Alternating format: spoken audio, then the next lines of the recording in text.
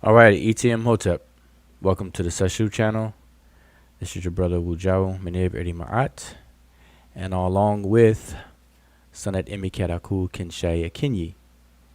So, like to welcome everyone to our Freestyle Fridays. We are getting off to a late start, but we are here. It's Freestyle Fridays. Just a quick description of Freestyle Fridays for those who may be new, watching this in the archive and never seen this before, or those who are not new but may not know or remember what Freestyle Fridays is all about. So Freestyle Fridays is obviously something that we do on Fridays, and we used to do it some years back, and we did it very consistently for maybe a year, very consistently each Friday.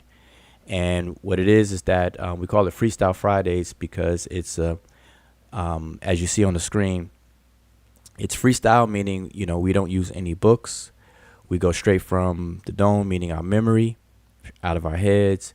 It's fun, and it also helps to evaluate what you know, and it'll sharpen your skills. And what we do is we pick pictures, or pictures will be given to us or submitted to us inboxed, and we'll take images of different Egyptian texts off of temple walls or stelae, etc., different things.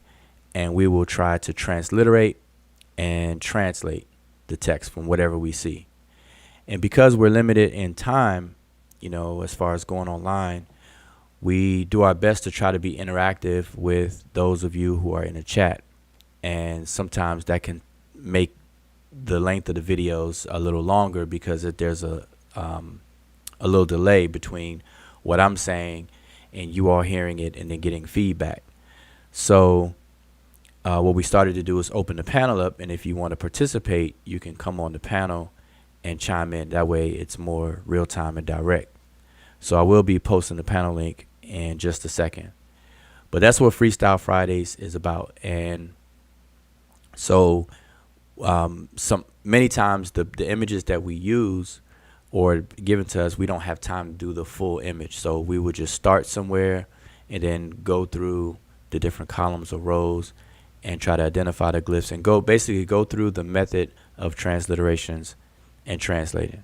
All right. And that's the gist of what it is. All right. And so we like to have fun with it.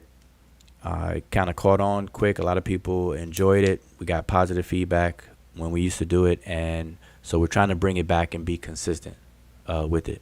All right. So that's what Freestyle Fridays is all about. All right. And those of you who are students of the Egyptian language and you're learning, no matter what level you're on, we ask that you chime in and participate. All right. But if you are at advanced level and you recognize everything, then kind of stay in the background a little bit. We don't want to give all the answers, and don't let people have a chance to answer and give some of the answers. We have that happen every now and then as well, but it's in all good and fun. All right, so shout out to everyone who's tuned in. Appreciate anybody who's tuned in on a Friday. I see we have people showing up, and if you're in the chat, type something so I can give you a shout out. Know you're there. Don't hide in the bushes. But I see we have Babylon Dunn outside the box. He's the first person that I see in the chat. Peace to the brother. Peace to the brother Jehudi Ma'at. Seshu Ma'ani Medu Netcher. Jehuti Ma'at. We have I see Vyasa. Brother Vyasa. Peace to the brother. And that is it. So again, if you're in the chat, definitely type something so I can see it. I won't know if you're there until you type something. Now, here's the thing as well. Don't be shy, don't be timid, don't be afraid. All right, this is Freestyle Fridays. We will make mistakes, and that's what makes it fun, because it's an exercise. It's not a competition. You're not gonna die if you get something wrong, or whatever the case is. All right, so just want to make sure I point that out because some people are intimidated and they don't want to participate. So sometimes we'll get like, I remember one time we had maybe 50 people watching, but only about 5 people typing. So I can only see 5 people, but like the other 45's like, no, I'm not going to give it a shot. But this is for anybody. All right. Obviously, if you study anything about the language, you'll know something. And that's what it's about. To encourage people to want to learn the language, and those of us who are students of the language, just to sharpen our skills. All right, and I see we have Alexis is in the building as well. Okay. So before we dive in, Emicat, do you have any greetings for everyone in the chat? And make sure everything's working on your end. Hotep. Hopefully I can be heard, and welcome to everybody that's watching. And looking forward to the freestyle and probably some discussion after. Who knows? All right. So good to go. All right. So let me get this link ready. Get the link ready. I want to put the link in early and pin it to the top because, as I said, again, if you want to participate, you don't have to come on the panel. It just makes it easier if you come on the panel. And then as well, also with the panel, you don't have to have your camera on if you don't want to. It's perfectly fine. As long as you have headphones or you can hear us and we can hear each other, then that's perfectly fine. All right, so that's the link to the panel if you want to participate. Again, you don't have to because I'm looking at the chat. I can monitor the chat. It's just that the chat makes it more. It's a tricky thing.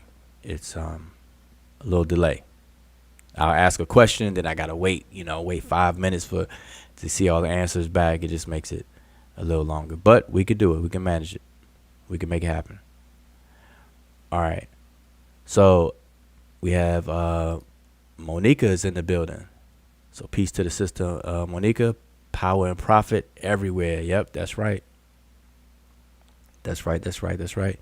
And Mika, I said Mika. Monica, Mo, I'm definitely looking forward to any of your live presentations or live streams dealing with real estate. All right, so keep me in the loop on that.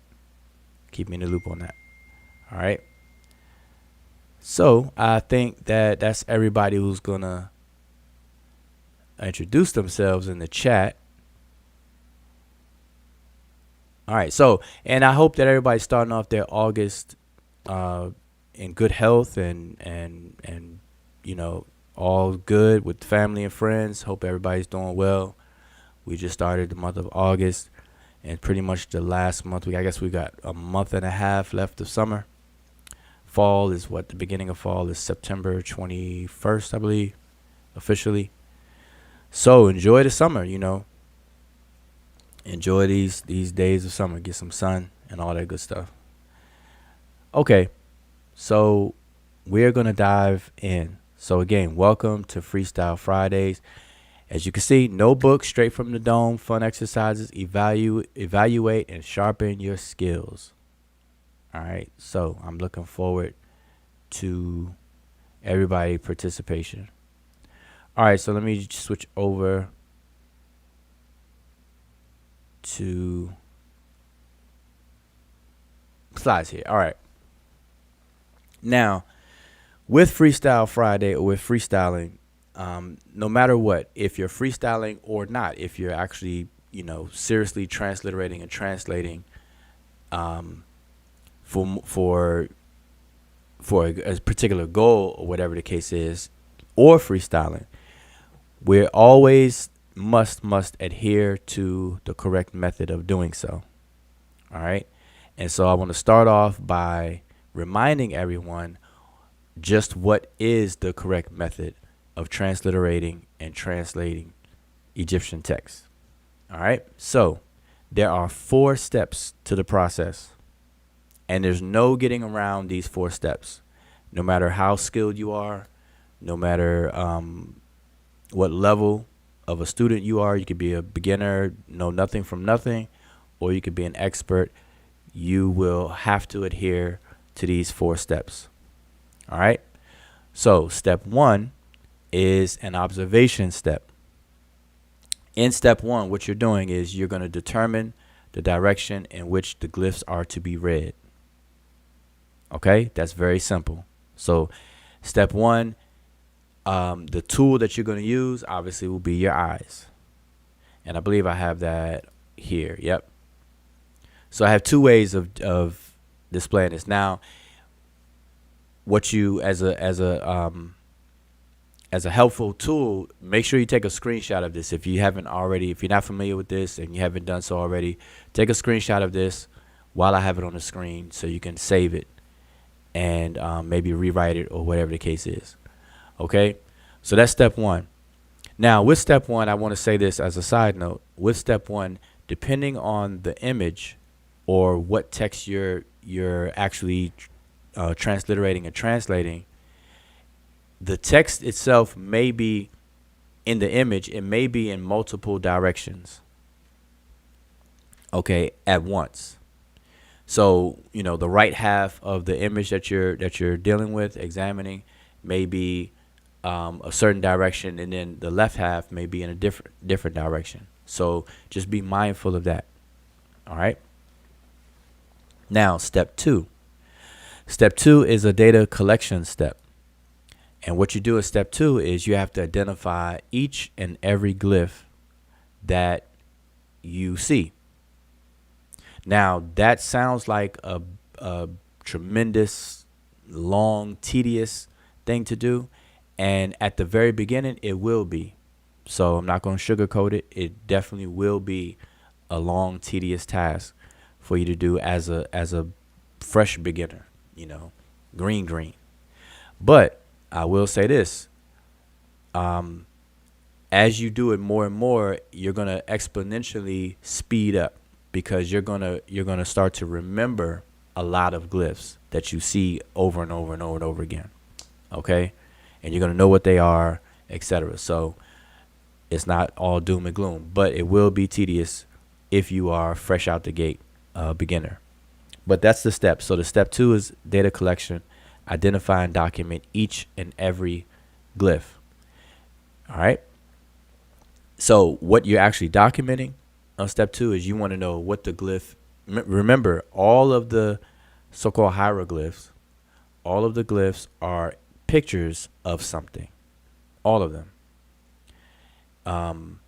So you want to identify the glyph, and then you want to document what it is, and basically you're going to use a glyph list or a sign list, which will tell you what the image is.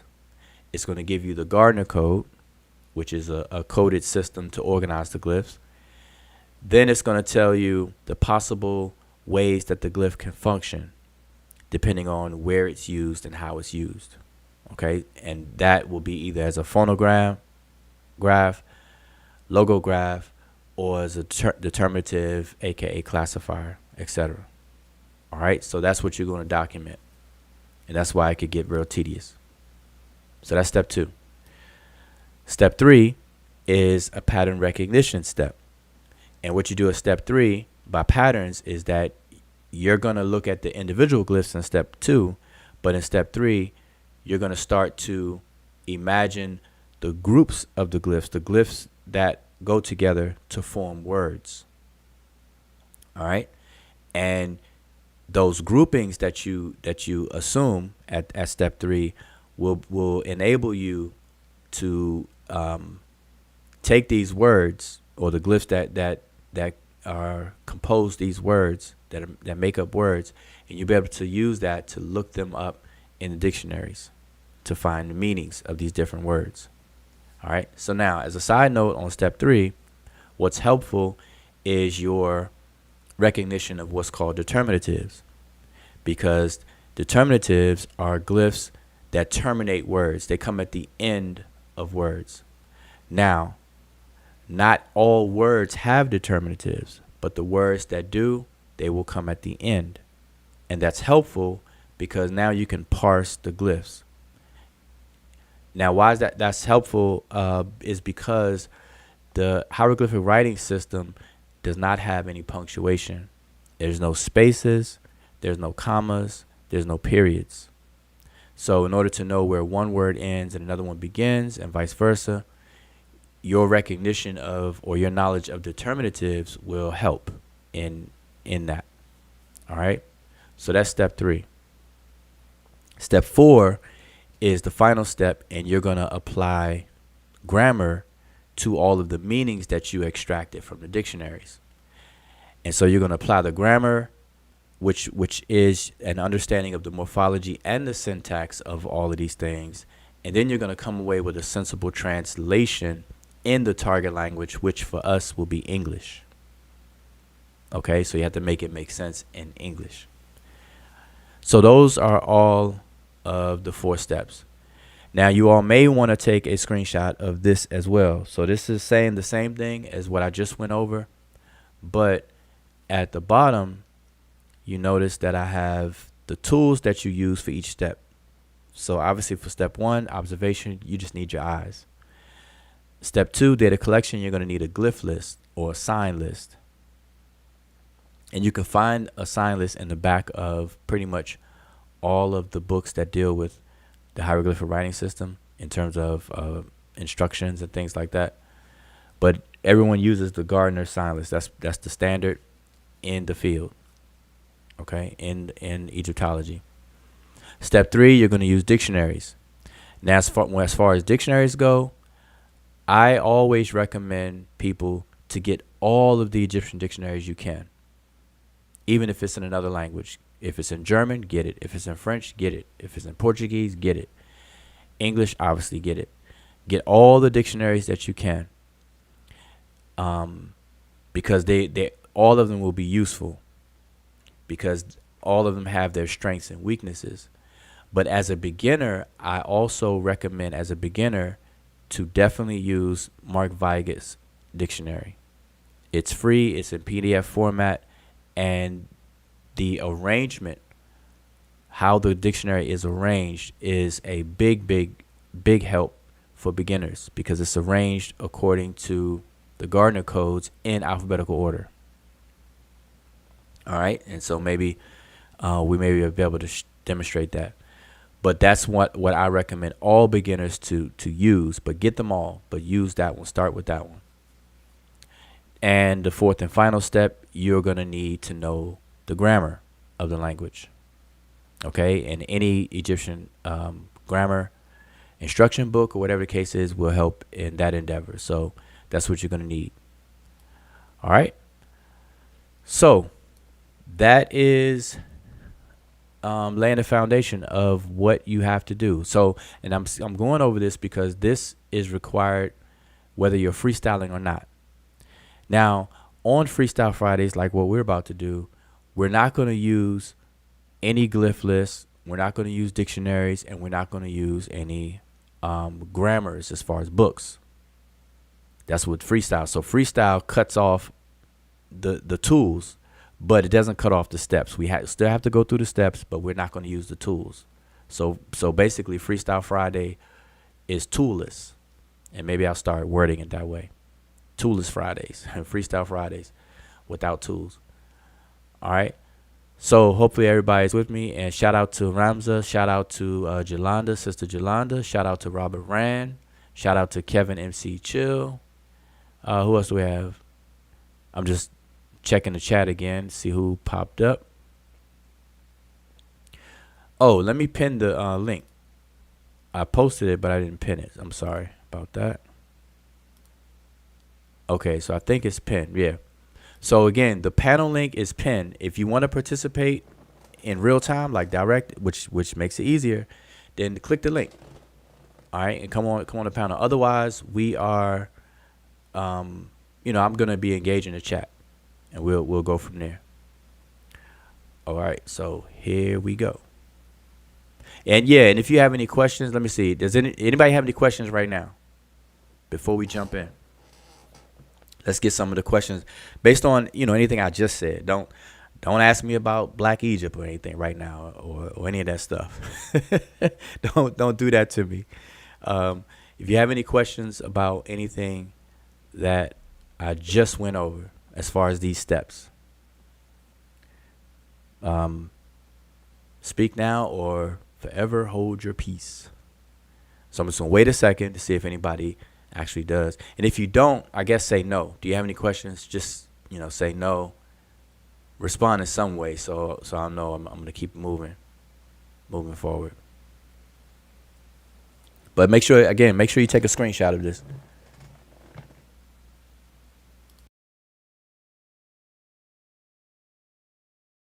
All right. Is that yes, no, maybe so? I don't see any responses. And that's what I mean by there's a delay. So again, if you want to participate, it's a lot better if you hop on the panel. Yeah, I see Kevin says good juju. Yeah, I hope this is good juju and not bad juju. That's blessed us with the presence.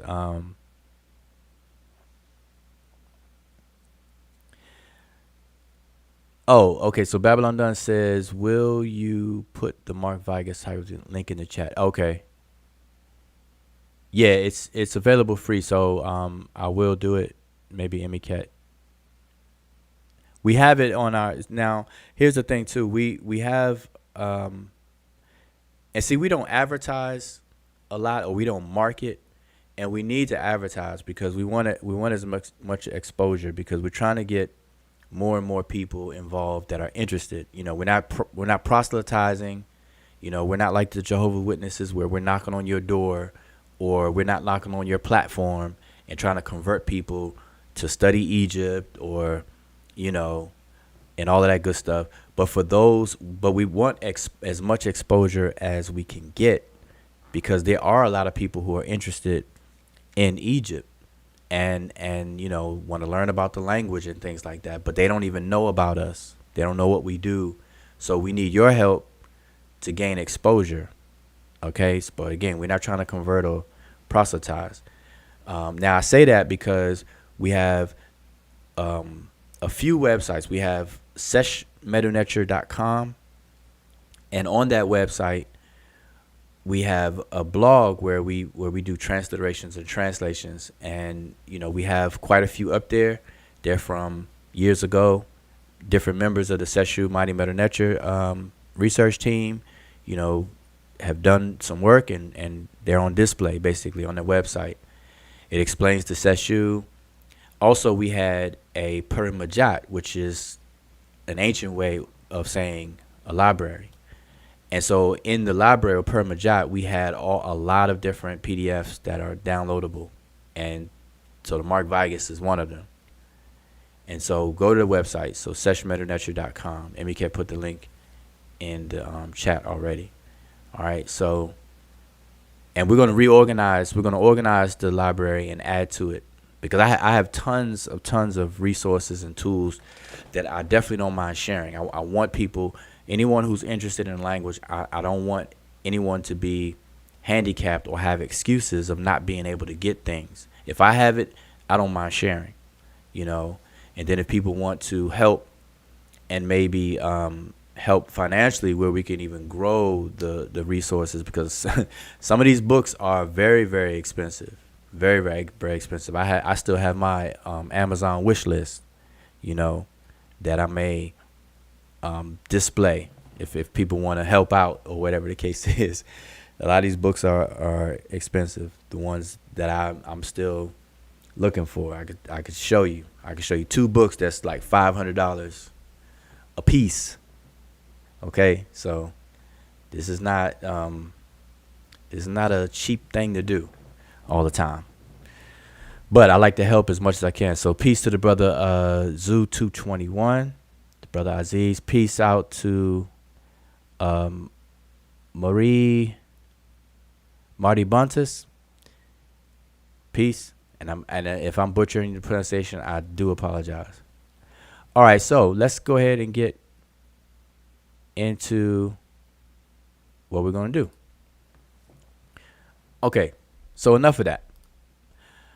So again, welcome to Freestyle Fridays, the toolless Fridays. We're not using any tools, but we're going to take a stab at transliterating and translating.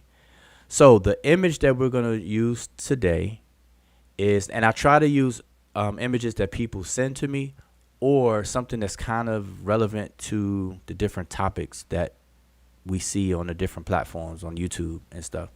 So what we're going to use today is this image right here. So without me saying anything about this image, and I know I will be blowing this up. I will be zooming in, but this is the full image in terms of the picture and what's in the content of this picture. So obviously, it's a wall, but it's cut off on the left and right where you see the two columns or what have you. But we're going to deal with the glyphs towards the middle of what you see between these two figures. But just the very surface, immediate observation, what can you all say about this image right here?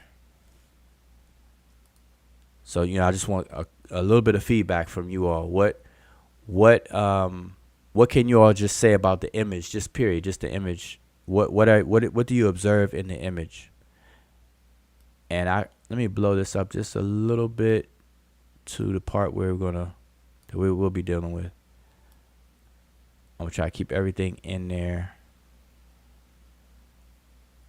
All right, so that's keeping everything in there.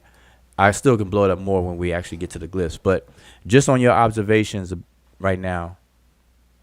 Now, mind you, what I just said, the images I try to choose are images that enough people send to me. When I get people want us to do it with certain images, maybe they're working with it, or something as relevant as I could find to the different topics that are going on social media, Facebook and YouTube. Okay. So let me ask you all this way. Is this image related to any of the recent topics that's been going on? Yeah. Let me ask you all that way. Yes or no, or what? What's your feedback on that? Okay, and peace to Sister Mika. I'm not sure if I gave the greetings. So again, what does this image seem to be related to, or do you recognize this image as being related to any of the topics that you've heard lately, the past month or 2 or 3 or 4 or 5?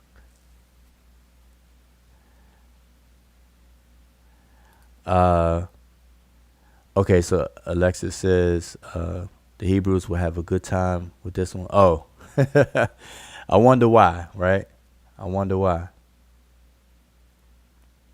Well, they've already had a good time with stuff like this, and my personal feeling about that is that those people who will look at an image like this and then and then make a big deal out of it, how I've seen them make a big deal out of it, is very juvenile and immature. And that's just the bottom line. That's just my summary opinion about all of that. Mika says the Black Bull. Okay.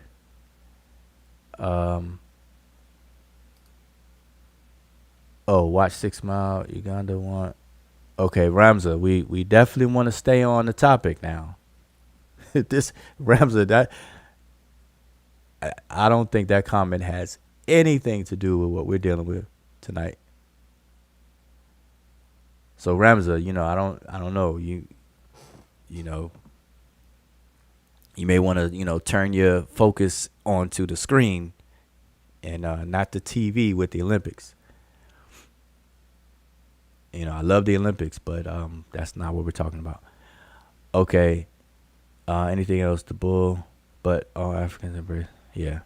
All right. So Only feedback I see is Mika and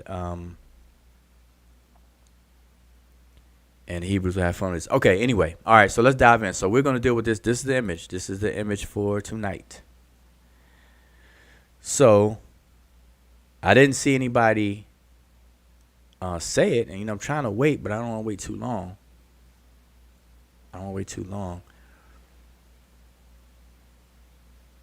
What are you seeing? What are you seeing? What's going on? So all right, well I'm gonna say it then. Or Emicat. Haven't heard from Emicat. Emicat, you there? Did we lose Emicat? I think Emicat will be back with us in a second. Okay, so anyway, jumping in, this image that we have on the screen here is an image that should be familiar with some of you all who have heard about, several different claims that the ancient Egyptians are a divine black herd of cattle and so on and so forth. The brother Reggie is pretty much the one that's known for making such claims and things. And so this image or similar images have popped up on various different YouTube platforms where people will look at it and they will definitely perform lookership and just start talking about it.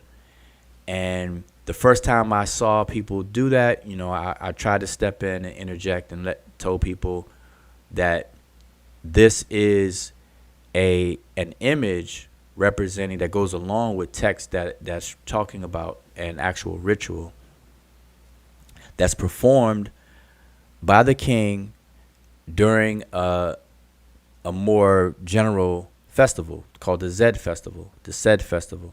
This is one of the many rituals that the king performs during that larger festival. And this is called driving the 4 cattle in the temple. This is what this particular ritual is about. All right.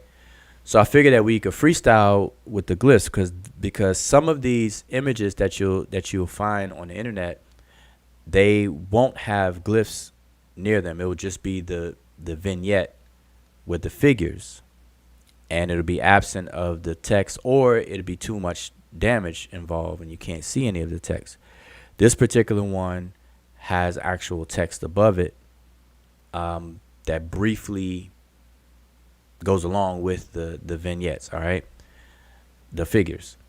So we're going to freestyle on this. So I'm going to blow this up. We are going to blow this up, and we're going to use this freestyle. So see how big I can get this where it's still clear. All right, I could blow it up pretty good here. All right, so we're going to deal with all this text in between here. Let me get my pointer here. Okay, so we're going to be dealing with all the text in here, and I believe even on the other side, yeah, even this text over here. Okay. All right. So first, let's see if we can identify. So the first thing we see, and I zoomed in a little too much to see all 4 of these calves at the same time. But I'm going to start with the first calf right here. Now, obviously the calf is facing to the left. So the calf is facing this particular figure here. This figure is standing up right here. Now, I'm not naming who the figure is yet because we're going to let the text tell us. But most of us will know just on sight. Just as soon as we see this figure, we may or may not know. And that may get a little tricky because it could be 2 different deities. But we see the calves are facing this particular figure. And in front of each calf is a glyph. So we have a glyph here, a glyph there. And if I scroll up, we have a glyph here and a glyph here. So there's 4 calves and there's 4 glyphs in front of each calf. So just to warm everybody up and engage the chat, let's start with these glyphs in front of the calves. Does anyone in the chat know or recognize any of these glyphs? If so, what are they and what do they mean? Okay, so let's start with this one that I'm pointing at. What does this glyph represent?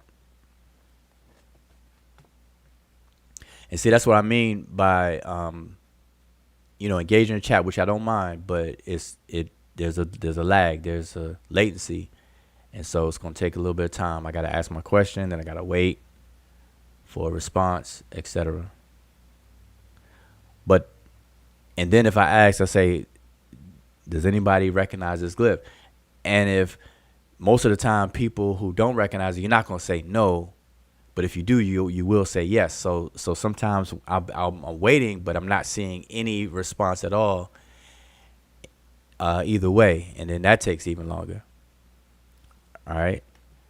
So for these exercises, for us to get used to it, if I'm gonna be engaged in the chat, if you don't know, like if I ask a question and you don't know, I would rather you all actually say, I don't know. And I see some of y'all doing that now, so that's good. Because at least I'll know that if I need to move on. You know what I'm saying? So, anybody recognize this first one? All right. Marty Bonta says, is it a bell?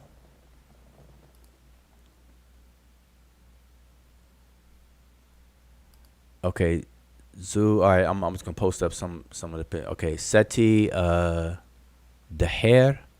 or Ab. Okay. So those are the possibilities so far. So we got Zoo is taking a stab at it. Peace to the brother Christopher Withers in the house. He says the hide. All right. And Jehudi Ma'at said with the tail, but I don't see what he said before that. I think he was probably completing Christopher. Oh, okay. Good. Okay, peace to the brother James, Pan-African Designs. He said Wu is too long-winded for me. Yeah, I'm fully aware because people who have short attention spans tend to think a lot of people are too long-winded because people want that quick gratification. Those are people who have short attention spans and have issues with comprehending things. So shout out to you, Brother James. Just want to put that out there. Definitely. All right. Okay, so we're gonna keep it going. So this glyph represents the word sab, which means multicolored. All right, multicolored. All right. So next one. Anybody recognize this glyph?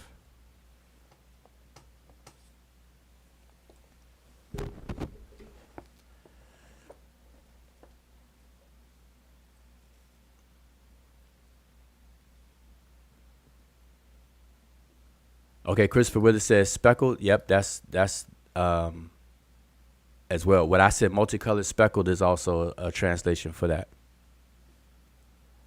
All right. And that's another thing. While you all are answering the next one, just as a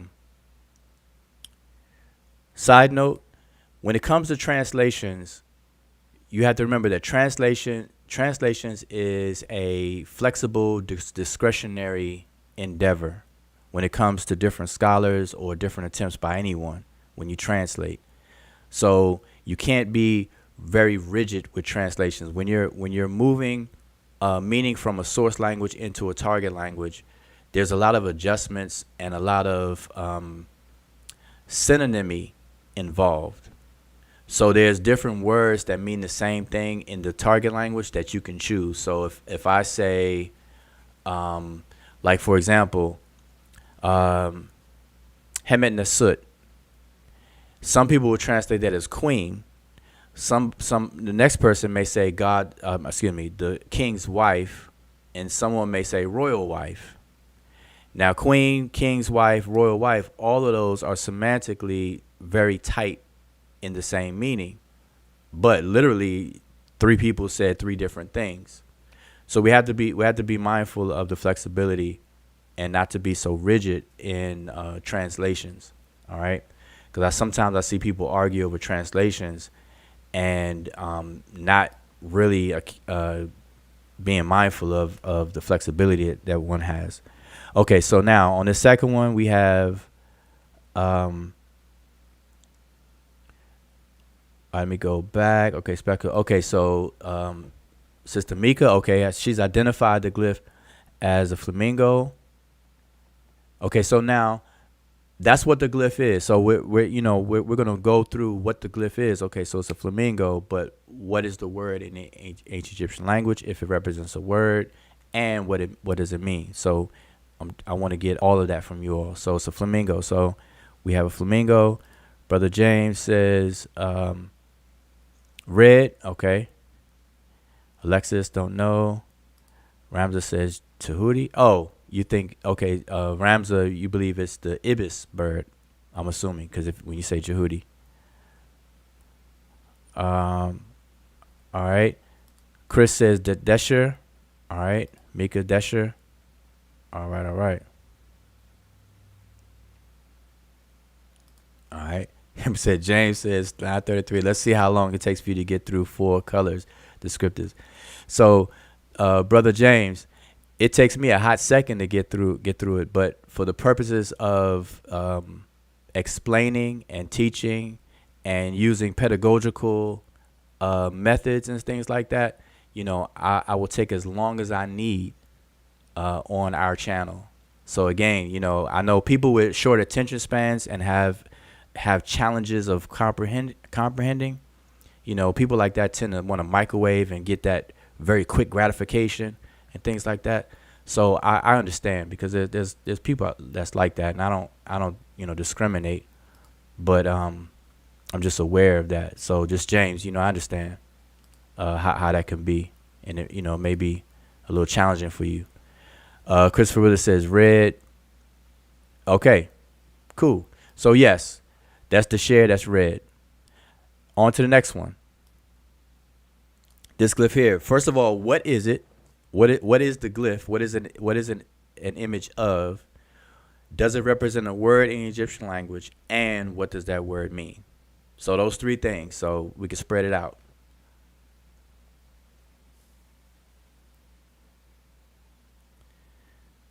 All right. So what is the glyph? So let's start with what is the glyph? Or you all can blurt out all three. What is the glyph? What is it a picture of? Because remember, all the glyphs are pictographs. They're images of something. And we usually say that they're images of flora, fauna, and man-made objects known to the ancient Egyptians and indigenous to the Nile Valley and the Delta area. That's why you don't see polar bear glyphs. You don't see tiger glyphs because tigers and polar bears are not objects or animals or flora and fauna that's indigenous to Northeast Africa. All right. So, okay. So Christopher Withers. Oh, Mika says she can't really see it. I don't want to blow it up anymore. But yeah, that one may be a little difficult because it's a little damage around it.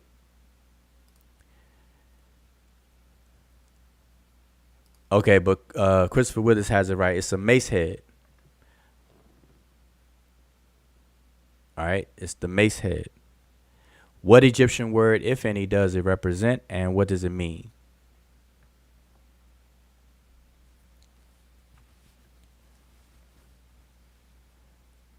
Somebody else told me before this looks like a bubble yum bubble pop or whatever lollipop, bubblicious lollipop, and I had to laugh because it does. It looks like those traditional lollipops.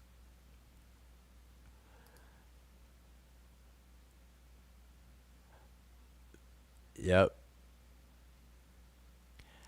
Um. Okay, so Chris said, okay, it represents the word hedge, and the word hedge means what? Okay, we got brother James. Uh, Head. The word is hedge. Yep, and it means white. All right, that's absolutely correct. Brother Chris also said it. The last and final one. First of all, what is the glyph and image of? What word in the Egyptian language does it represent, if any, and what does it mean? Now that's kind of opening a can of worms. This one is opening a can of worms right here. All right, this is You opening a might can want of. to take out the comment. Oh yeah, So yeah. I'm sorry, y'all can't see it. I apologize for that. Apologize for that. Dua Emiket. What is this glyph right here? I see the worms coming out the can already.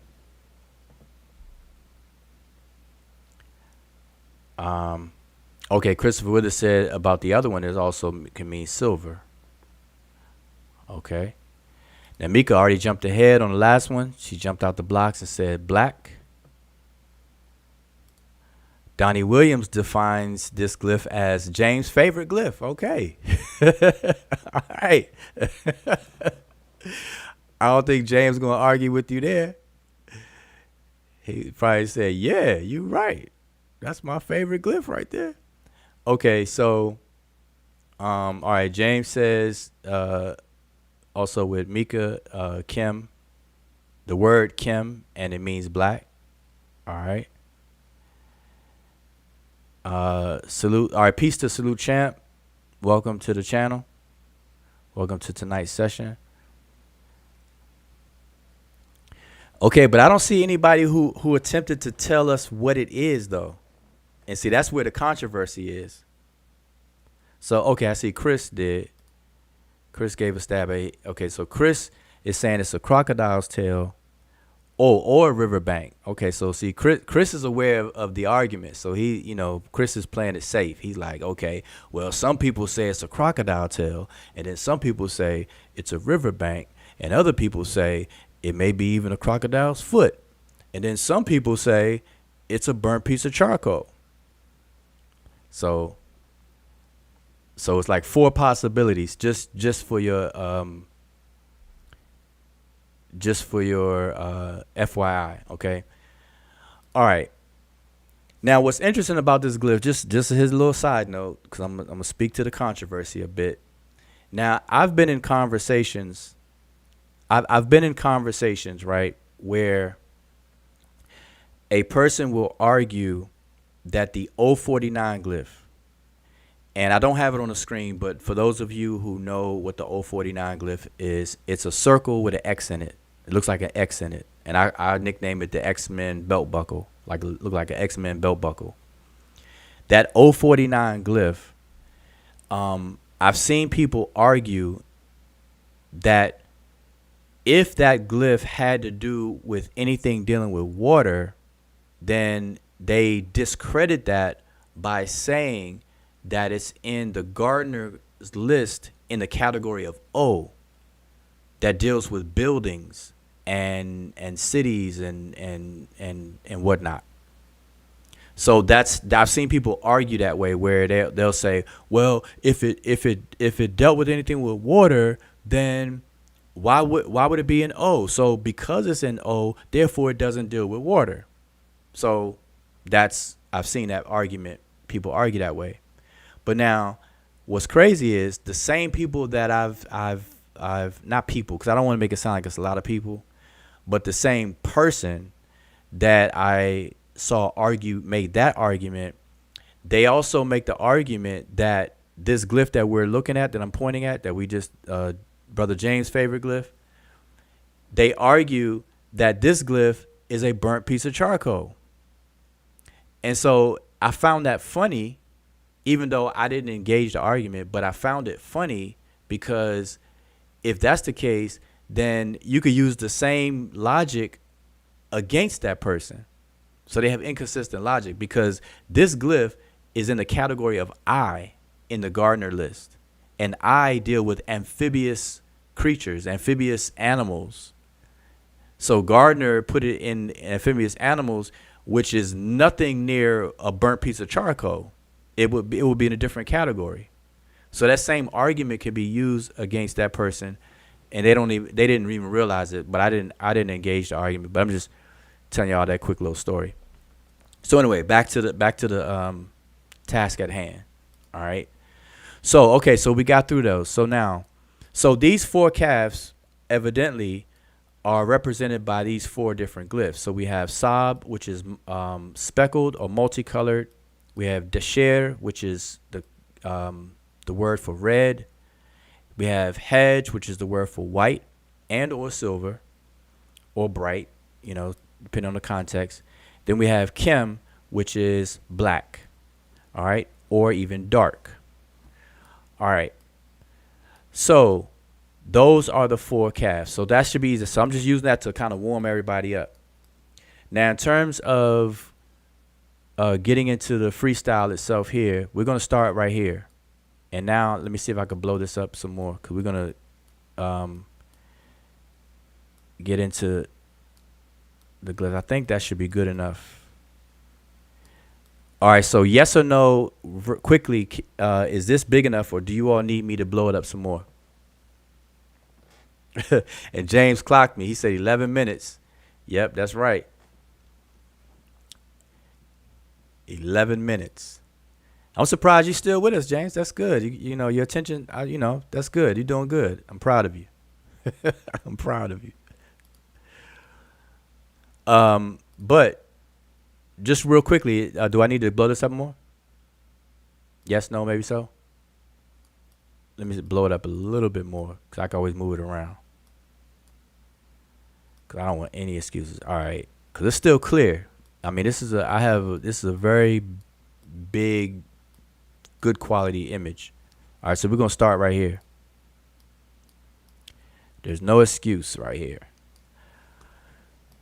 Okay, so remember our mandatory steps. This is steps that nobody can get around. I don't care if you're an expert, non-expert, believer, non-believer, doesn't matter. These different steps. Step 1, 2, 3, and 4. All right, I already went over this. So remember, keep these steps in mind. So we're gonna go over the image here. So step 1, the direction. So we have to determine the direction in which these glyphs are to be read. So what I want to hear from you all is, do we read it from left to right or right to left? Left to right or right to left? The set of glyphs that this arrow is pointing to. Left to right or right to left?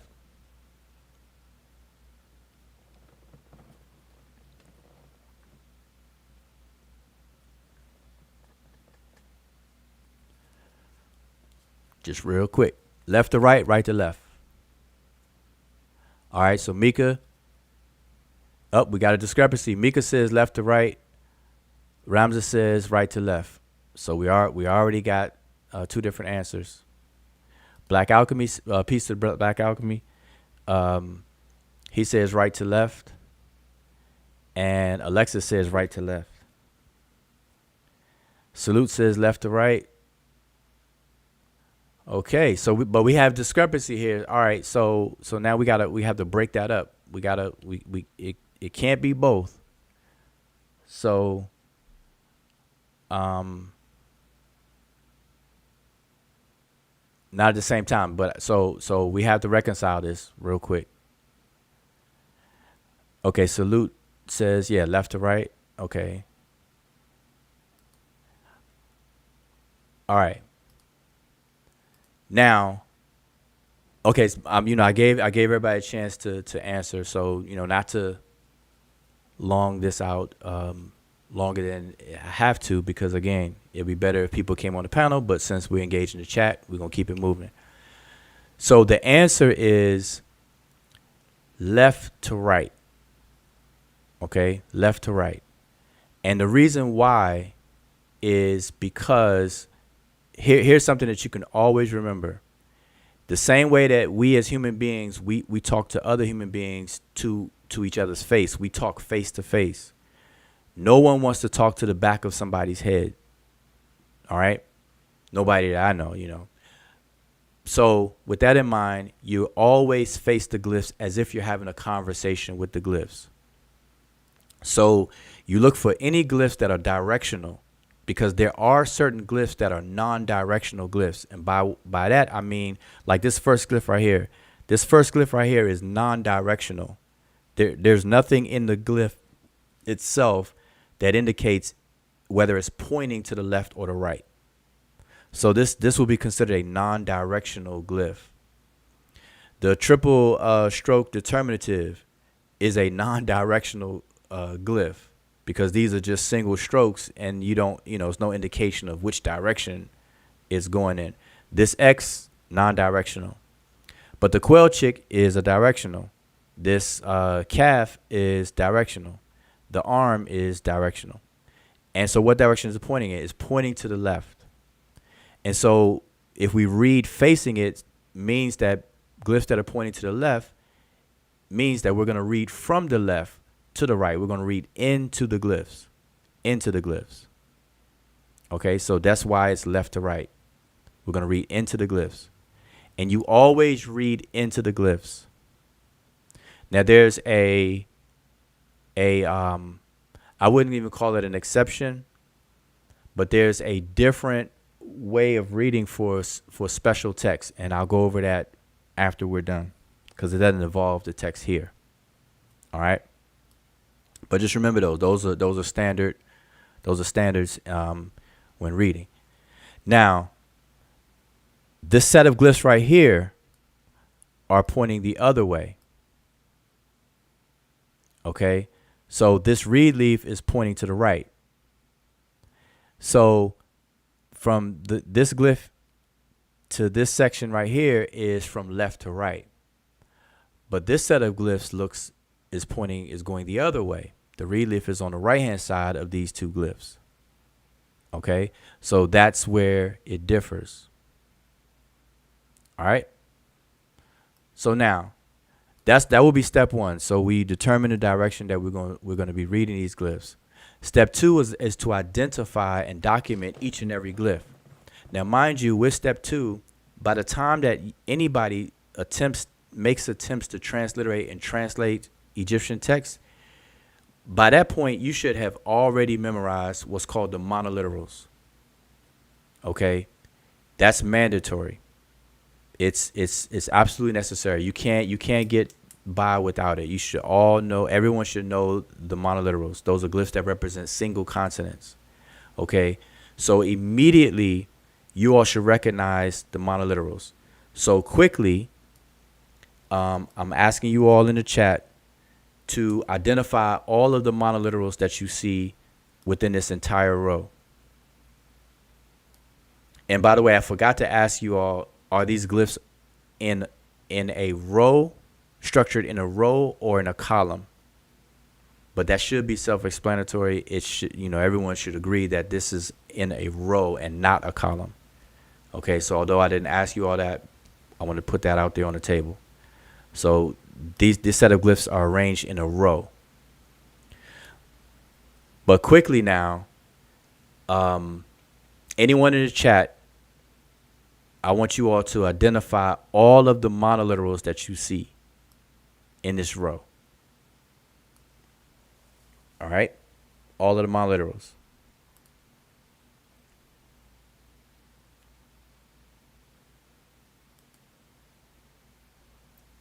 And I don't want it to be any dead silence, so I'm going to keep on talking. But identify all of the monoliterals in this particular row.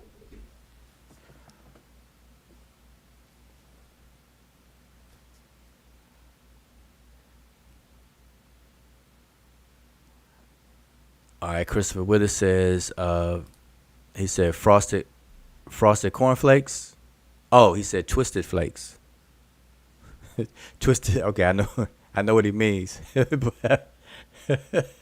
I thought he said frosted cornflakes. Boy. All right, he said twisted flakes. But he means twisted flax. The twisted flax. All right, Twisted Flax is the first one. But yeah, just go for it. I'm just looking through everybody's comments. Just identify any of the monoliterals that you see. We're starting with the monoliterals. All right. So we have the Twisted Flax is this first one here. So that one has been identified. What else? I see Mika said it, flax.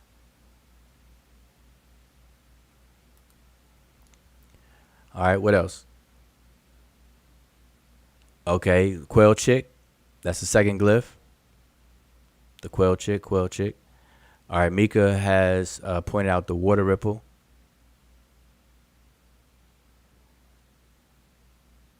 Now, remember what I said about step two. Step two, it sounds and seems like it's a very long and tedious step, and it really is as a beginner.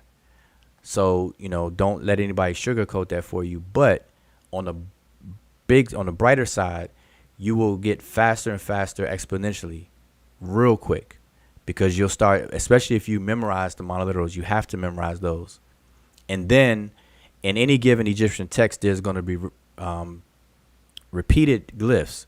So although Mika said the water ripple, you already noticed that you see two of them. So obviously, if you identified it once, you don't have to identify it again. Okay, so don't get intimidated when you see a whole bunch of glyphs. The same way, if you had to point out every letter in a newspaper article in English, you wouldn't get intimidated because you see a lot of the letters repeat in different words. You may have like 80 different E's on the page, 60 T's on the page. So likewise, that's how these glyphs will appear as well. Okay, okay, Mika said, okay, Chris says the reed leaf, that's over here. Mika says the arm. Now, what can we say about the arm? Now, remember, there is a monoliteral that is the arm. And so, Mika, take a good look at this one and just re-examine it and see if it's the arm as a monoliteral, or is there something different about this arm? Take a good look at it. Do you see something in the hand? Do you see an object inside the hand of the arm, or not? Okay, so I gave you a little hint right there. Okay, so other than that, what about this glyph right here? Okay, so all right, so you did say, so Mika, you did say something with the hand. That's is true. So that's not the monoliteral for the arm. Okay, that's not the monoliteral. Okay, so you can't really tell. Okay, also as a side note, this should be obvious. Whenever you're doing things like this and you're taking pictures, we have to remember that ancient Egypt is very, very old. It's all of these artifacts are old, so it's damage, it's wear and tear, and so some of these things can be very difficult to make out. That's why I always suggest people, if you're gonna save pictures and get pictures of things in Egypt, if you're not the one taking the picture, you're not over there on a tour and taking a picture, try to get the biggest and best quality pictures you can. Biggest and best quality, because it's hard enough, low quality, and then we have a lot of damage, and we're trying to make out glyphs and things like that. So yeah, we have to keep that in mind. Okay, so this is an arm, but it's an arm that has a stick in it. Okay, so that's not the monoliteral that we called an arm. That's not the D36. So the arm will be Garner code D36. That's not what this is. Okay. Anything else? Are there any other monoliterals? I think everybody identified all of them except for one. There's one missing. There's one missing. So let's find this missing monoliteral. What monoliteral is missing that I didn't see?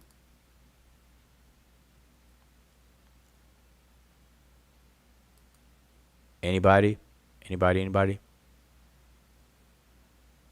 So while I wait for somebody to point out the monoliteral that was missing, um, let's go on to any other glyphs. So are there any? Oh, you said somebody said it. Oh, let's see. Somebody said the arm. Really? Flax. Nope. Nobody said the glyph that's missing. Oh, unless you're saying the W. Yeah, the quail chick. Somebody already said that one, but not the one that's missing. So I'm gonna tell y'all this one, and I'm pointing this out because there's a little damage. So you all may not be able to make that one out. But this is the door bolt glyph. That's the door bolt. Okay, just so you all know, that's the door bolt. I didn't see anybody say that. That's the door bolt.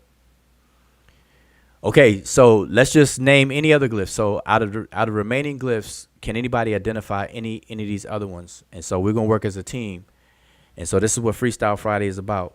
Because if you don't know, maybe the next man knows, or the next woman knows. Next brother, next sister may know. All right, so what do we have missing? So I think Brother Chris pointed out what the arm actually is, and he says it's the strong arm.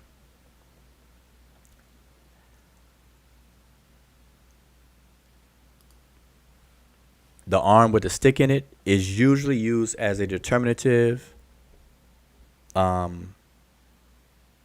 things that deal with force in terms of physical force.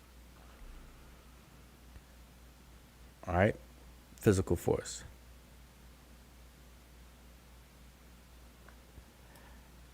What else? What about this glyph right here? I'm pointing out some glyphs. So let's see.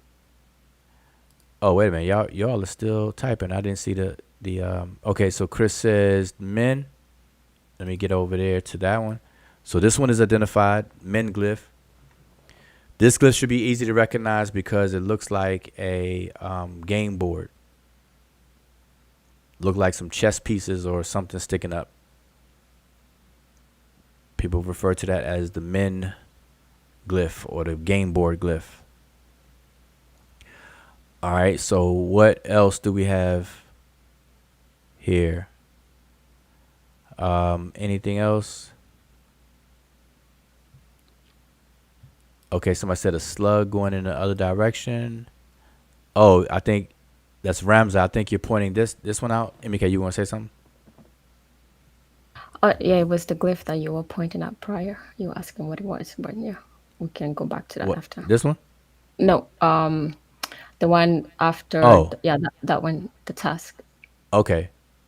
But yeah, Ramza, is this the one you're talking about? I think Ramza said the slug. Where did yeah, it Ramza's does comment look go? like a slug. Yeah, so Ramza said a slug in the other direction. Yeah, it looks like a snail. Look like a slug with a shell on his back. And that's that's funny though. I never saw it like that until you said so. And now I probably won't be able to unsee it. But no, that's not it. So can anyone tell me what that glyph is? Anyone? The glyph I'm pointing at right now. Anybody let me know this one?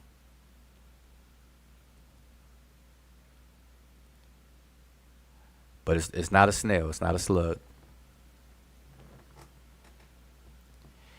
I wonder if slugs would survive in a desert like that though. Hmm.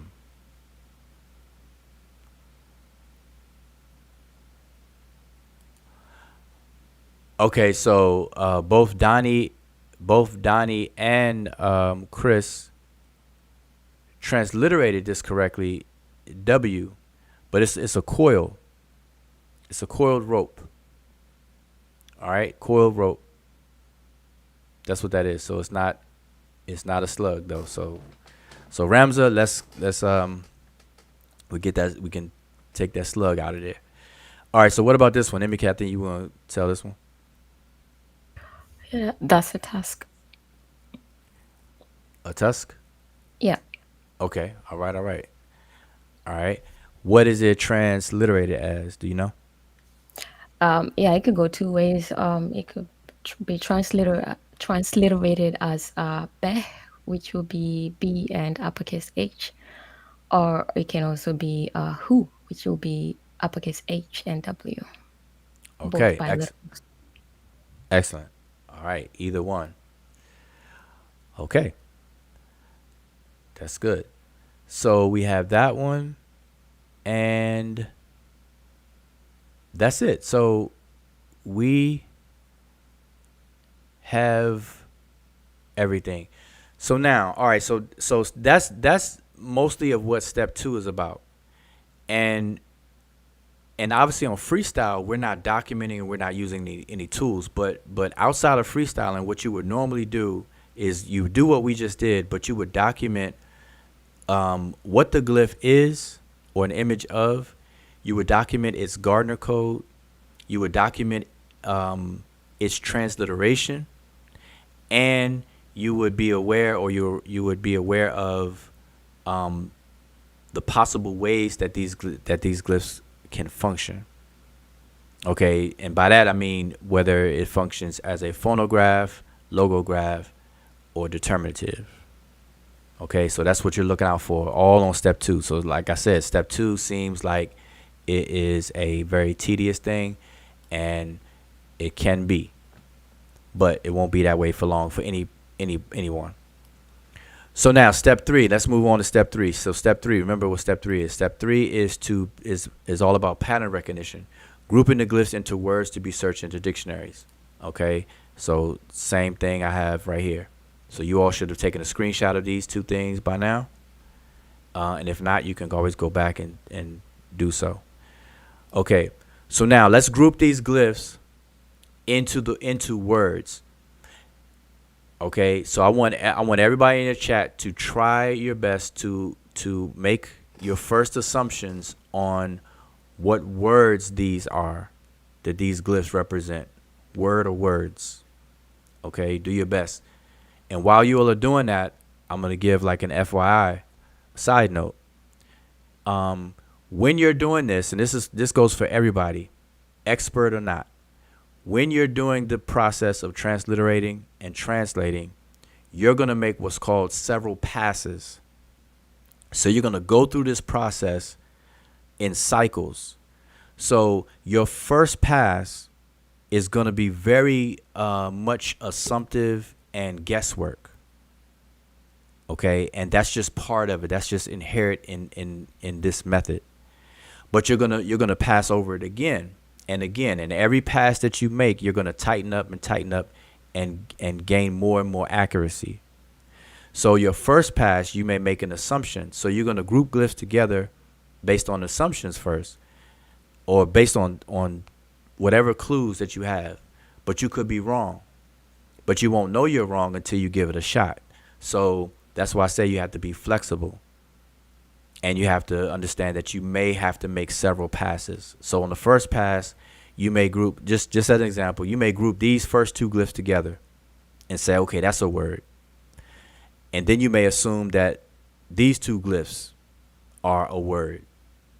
And then these three glyphs are a word, let's just say.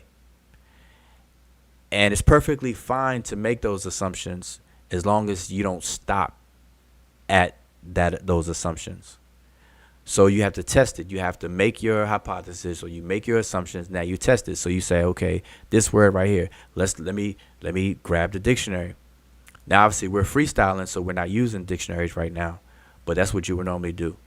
You would take out a dictionary, and you would start to look these words up, and then you have to make adjustments. You might say, okay, well these two glyphs, I don't know, I can't find it, but I did find something that has all 1, 2, 3, 4, 5, 6, 7, 8. And I'm just giving an example, hypothetical. Oh, I did find a word that has all 8 of these glyphs in it. So now you make your adjustments. Okay, so that was my side note. Okay, so back to what you all are supposed to be doing. So I want you all to take a guess at whatever words that you see within this row. group these glyphs together in words. So I want you to give the transliteration. So let me see the chat if anybody has done it.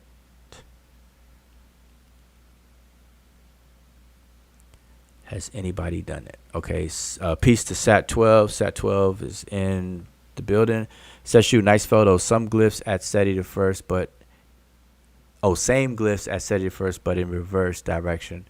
Figure 12, title, PDF, or SERP. Yeah. Yep. You're right. It's a temple of SETI the first, but there are a lot of representations of this, and even with the glyphs as well. Slight variations though, but yeah, it's in a lot of places. But yeah, you're right. Absolutely right. Yep, the chat is on point. So I'm trying to see if you all are getting the any words. So the only person I see that proposed a word so far is Chris, that says who. Okay, so we have who.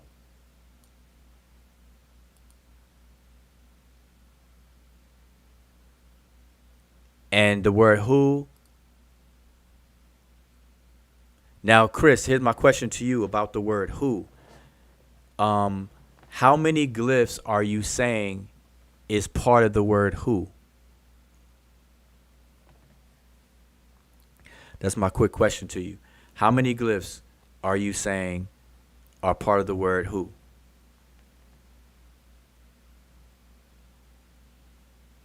All right, so that's my question. And then anybody else want to propose a word?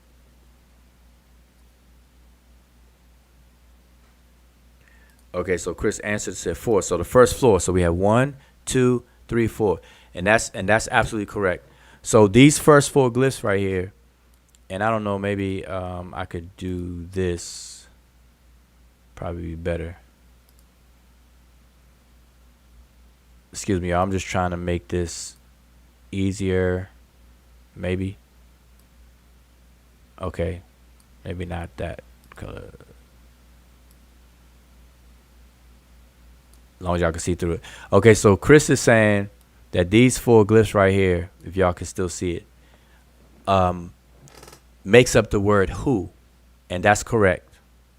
So these 4 glyphs makes up the word who, and that's correct.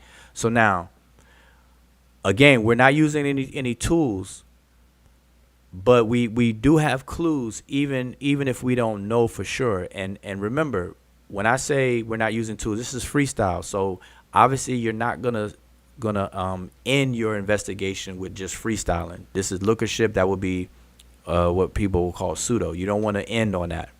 This is just a exercise that we do to have fun with it and test our skills and things. But obviously you're gonna look this stuff up for real and so on and so forth. But there is a glyph that gives us a clue to what this word can possibly mean, and that glyph is referred to as the determinative. Those are terminal glyphs which come at the end of words. Not all words have determinatives, but when they do, they come at the end. And sometimes it's more than one determinative. Okay, remember that as well. Now, the determinative technically are classifiers. They help classify the words into ontological categories. Okay, this particular word ends with the arm that Mika pointed out, but it has a stick in it. And that glyph deals with words that have to do with physical force, doing something that takes physical strength or physical force. Okay, so the word who is gonna mean something related to force, physical force, or something to that nature, even if we don't know exactly what it means right now, but we have an idea of what it's going to possibly mean. Okay, so let's move on to the next one. So if that one ends with those 4, then this glyph right here picks up and starts a new word. So Who else is giving answers here?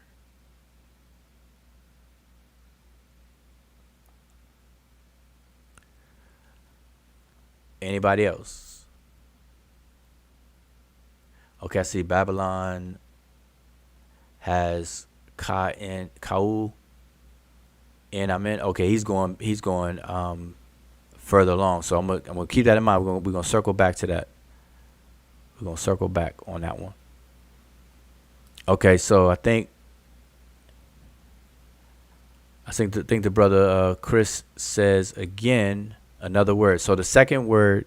So Chris, in this particular word that you're proposing right here, how many glyphs are involved? So Chris is proposing behsu that you see on the screen. So just quickly, Chris, how many glyphs are you proposing makes up that word?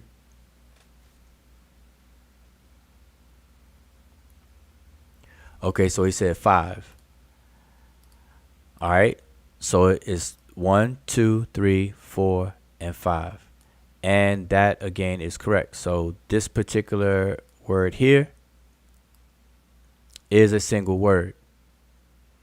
Now notice one of the benefits of determinatives come at the end of words. So we know where one word ends and another one begins. So that's how we can know successfully that, okay, this is a word and this will begin another word.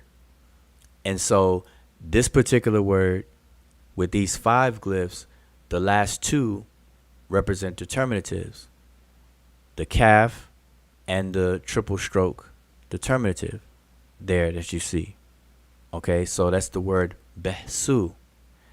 Now, if you look at the determinative, it's going to be a word that is in the category dealing with these 4-legged animals, calves, cows, bulls, and what have you. This particular image is of a calf. Okay? So even if we don't know the exact meaning of the word, we have an idea. All right? So what's next? What's left? Now let's get to Babylon Done, because I think Babylon Done went forward. So I know that based on what Babylon Done said, he said Kaul in Amen. He was counting the calf along with this here as a phrase. So it's 3 words, Kaul in Amen. But we can rule part of that out already, because the calf that he was attributing as a separate word was part of this word. Okay, so these glyphs are already taken. That's the word behsu. So now we're only left with these glyphs right here. So who in the chat can let me know about these glyphs? Is this a single word or is this 2 words? The remaining glyphs, single word or 2 words? That's the question.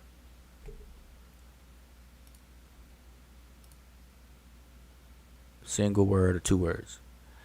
And Sat 12, while I'm waiting on that, Sesh could be interesting to compare the other one because there is a little variation in those glyphs above the calves. Okay. We'll do that once we're done. Once we are done.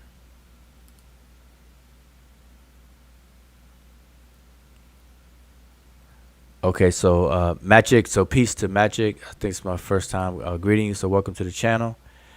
It says Shin. No.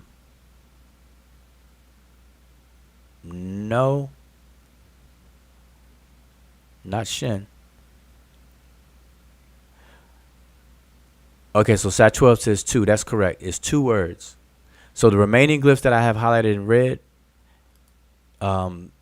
they make up 2 words. And so Babylon Done is correct on that part. So he had, if we take away the Kaul part, it's in Amen. All right, so that's correct. In Amen. Okay, so in I'm in. So we're pretty satisfied on that. So having done that, so that would be step three, and I'm trying to I'm going through it, giving you all kind of a highlights of all of these different steps while we're doing this freestyle. And this, this is how we do it. And so obviously we, you would definitely double check, triple check. You would open up the books, the dictionaries, get all your tools out if you were doing this to come to a definitive conclusion. But for now, like I said, we're freestyling, so we're not going to be indulging in any of the tools. So now that we've done step three, that was step three. We grouped the glyphs together into the words. So what you would do is normally you would take the words that you have made assumptions about. Now you could pull out the dictionary, and you would look these words up, and you would extract the meanings. Now, that's where a lot of people who I've seen, that's where they stop. They're able. So what I mean by that is I've seen a lot of people over the years.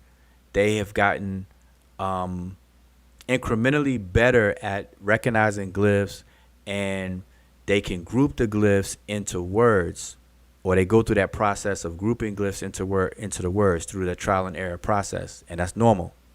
Then people will take the words that they assume the glyphs make up, and then they go to the dictionaries and they look up the words, and then they'll find a word in the dictionary, and then they'll note down the meaning of the words that they find. But that's where a lot of people stop, and then they make sense of it just based on what the dictionary says, and that can be very problematic in the final outcome, like when it's all said and done. Because step four, I'm gonna go back to step four. What's step four? Step four is to apply grammar. You can't avoid this step. In your final analysis, you can't omit this step. None of these steps can be skipped, and that's what I see a lot of people do, which is fine. But you just have to recognize that, okay, well, I haven't applied the grammar, but this is what I got based on not applying the grammar. And so therefore people shouldn't really argue too much, because they're a little handicapped on one or more of these steps. So step four is to apply the grammar. The importance of that should be obvious, but in case it's not, is translations involve moving meaning. That's where you get the word trans. Trans means to move. And it's a semantic endeavor, meaning that you're moving meaning from a source into a target language, from a source language into a target language. And for us, the target language is English.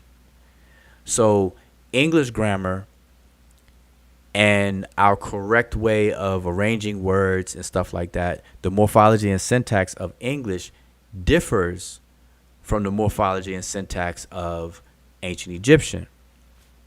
So you have to be familiar with the ancient Egyptian grammar, which makes you familiar with the language of ancient Egyptian and English. So you have to be competent in English grammar and ancient Egyptian grammar to have best and better or best translations and make it make sense in English, because you have to rearrange things or whatever. So I'm gonna give you an example. In ancient Egyptian, attributive adjectives come after the substantive that it modifies. But in English, when we bring it over into English, we have to reverse it. We never leave it in its original form, even if we know the meaning of the two words. So if you have word A and word B, A being the substantive, B being the adjective, when you bring it into English, you have to switch it, put B in front of A. But in order for you to do that, you have to know. You have to know that that's what you're supposed to do. And that's the knowledge of the both grammars, so that you'll know what to do and what not to do. And so this is what people have to understand. Now, I'm just giving you a very, very basic example, but they can get very, very complex. Okay, it can get very, very complex. Let's say, for example, difference between a clause and a phrase. Then you have two phrases that may be juxtaposed against each other in ancient Egyptian, but what does that represent in English? So just because you know the meaning of every individual word, by not knowing the grammar, you don't know that because those words are arranged the way they are in Egyptian, that it represents something specific grammatically for us to do something in English to make it make sense. You have relative clauses that people, completely unfamiliar with. The verbs, all the different coordinates of the verbs, whether it's perfect, imperfect, the tense of the verbs and things like that. So people just have basic word for word translations as what the dictionaries have. And we have to remember that dictionaries do not have all the forms of words in the language. Okay, they have the one form which is called a lemma, which is the form that's chosen to represent a group of lexemes in the language, but they don't have all of them. All right, so now with that out the way, let's get back to the picture here. So what is you all's best guess at what this means? Let me move this out the way. What is this saying?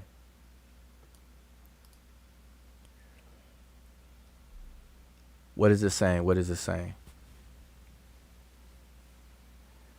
All right, yeah, that's another thing. We got 24 people watching right now.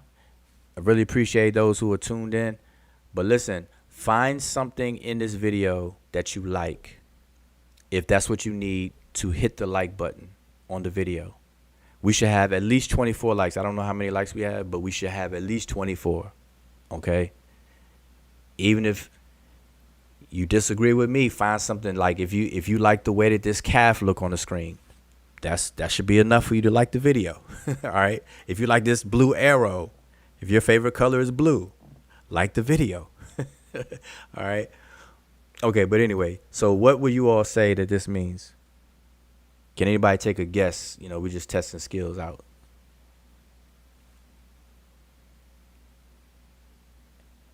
And I'm ignoring Chris for a minute because Chris is the nerd of the chat right now. He's the nerd of the chat. And that's crazy. I use the word nerd all the time, even on Facebook. But when you look at the etymology of the word nerd, it really doesn't match the way that we use it. So I thought about stop using it. But that's a whole nother conversation. All right, so Chris says, driving, pushing the cattle calves of Amun. Yep. All right, so there we are. So then you all at a later time can check out these words. Remember the word hu, besu, and then in amen. Hu, besu, and amen. Hu meaning to drive. Besu is cattle, calves. The preferred translation of that is calves.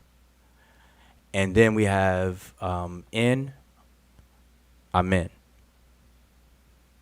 Okay, that in, probably for a separate conversation, but just as a heads up, that in right here, people will transliterate as in by itself, but it could be ni, the genitive of belonging to, the calves that belong to amen. But in English we say of. Or we can say it using the other way to show possession with an apostrophe S. So we could say the driving of Amun's calves. Amun or Amen's calves with an apostrophe S. All right, just to show you all. Okay.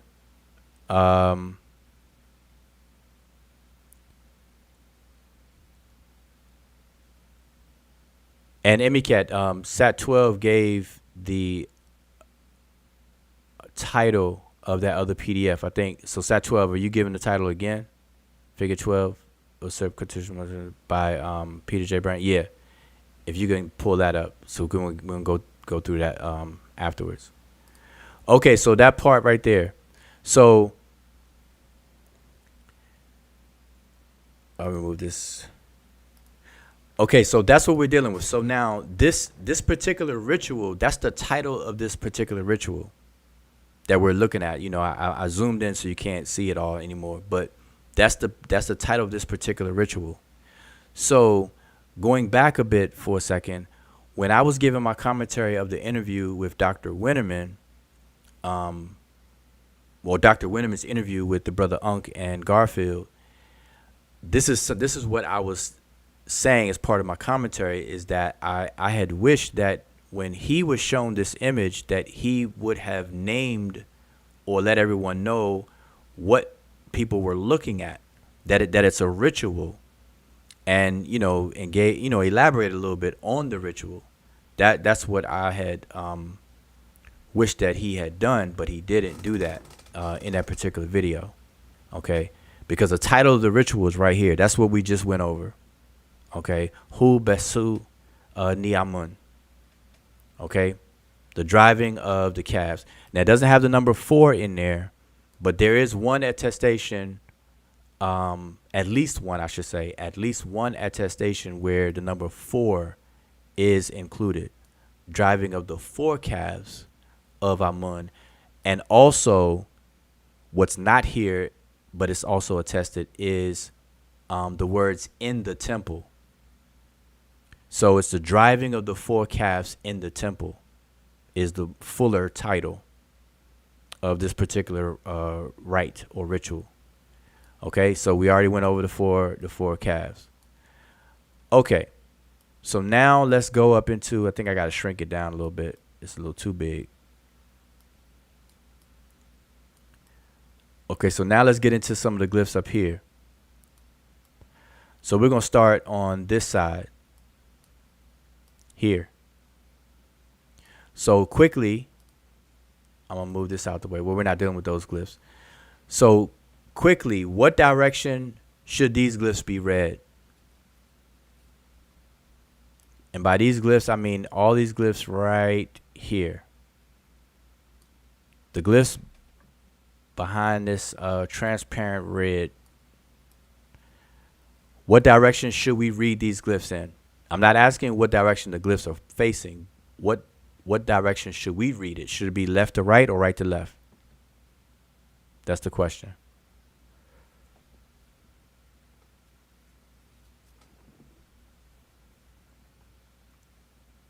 That's the quick question for the chat. I was surprised nobody hit the link. Yeah. I guess whoever, if somebody did hit the link, y'all be kind of hogging the this exercise. All right, so Sat 12 says left to right. Everybody agree? Or anybody disagree? Anybody disagree? As far as direction? While y'all answer that one, a new question. Are the glyphs arranged in columns or rows? Columns or rows? Just answer columns or rows. Are they arranged in columns or rows? Rows.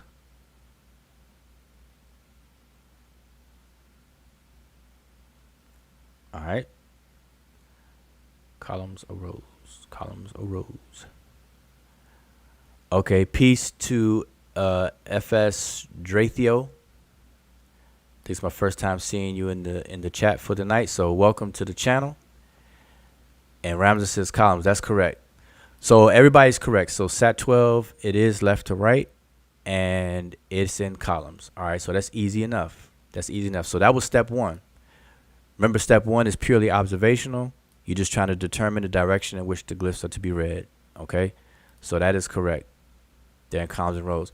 But a quick note, when you, let me move this out the way, the glyphs over here are pointing in a different direction.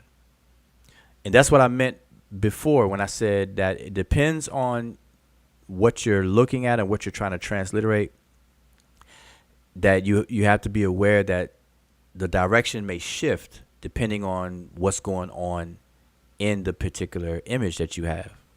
Okay, so all of these glyphs are the opposite, and there's a reason why, but they're all in the opposite. So all right, but keep that in mind. But we're gonna stick to these over here. Okay, so that's what we're gonna deal with.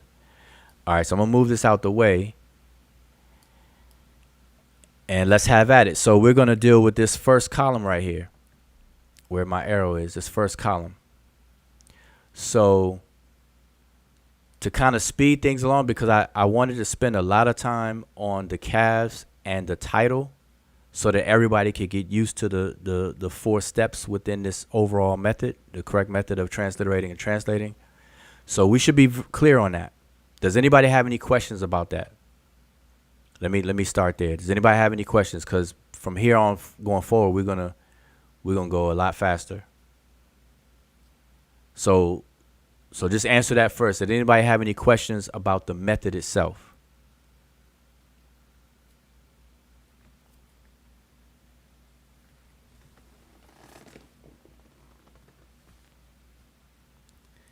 Yes, no, maybe so. Are we good? We can move on. Tell me any of those answers. Anybody got any questions? Are we good? We can move on.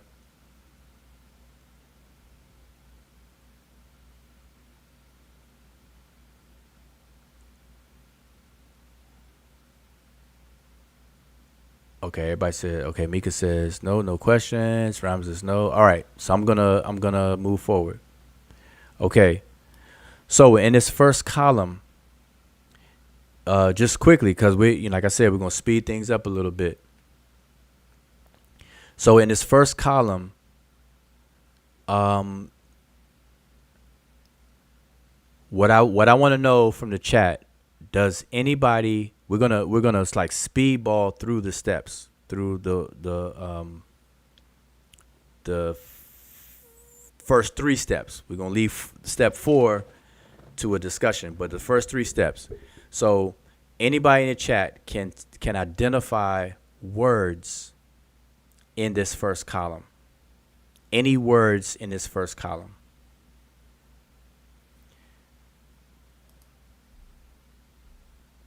All right, so peace to the brother Sosa.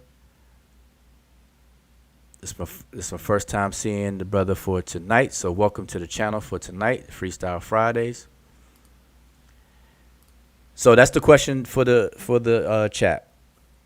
Can anybody give us or recognize words? So remember,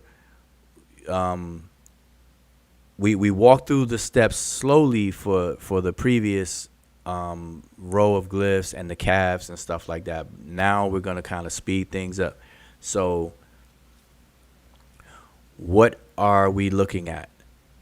So what I want to see is some proposals for words, any words that you may recognize in the first column. I think Mika jumped it off and said hair. If that's the case, then she is correct, which is this first glyph here.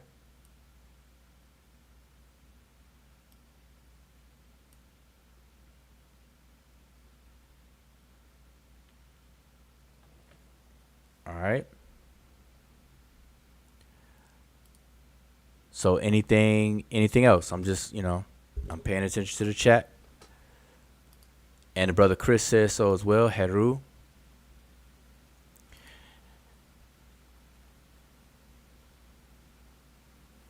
Now, don't be so, what do you call it?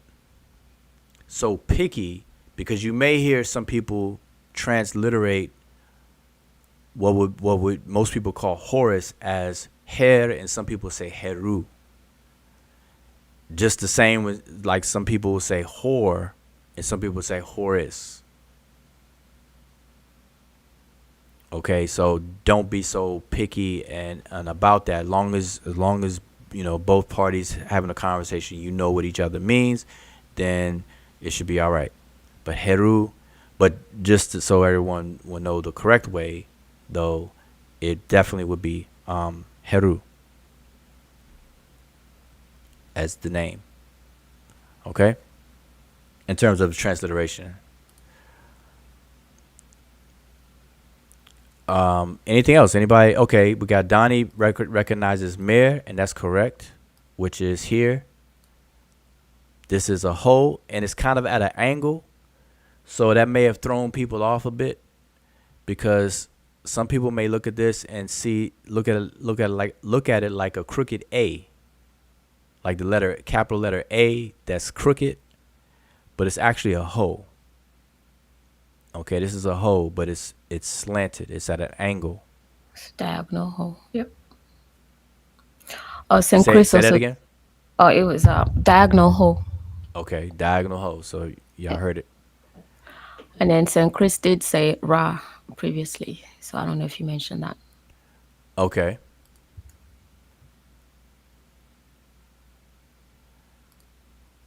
And Ra, Chris is pointing out this particular glyph here. All right, so we have Heru, Mika, and Chris. We have Ra from Chris. We have Mer from Donnie. What else we got? Anybody else?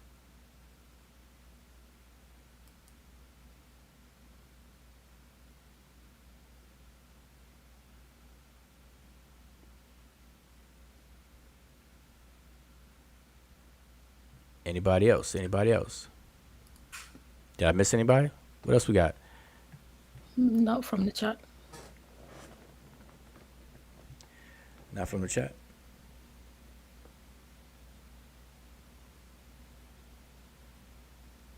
Nobody Okay, yeah, else? we got a new one from Chris.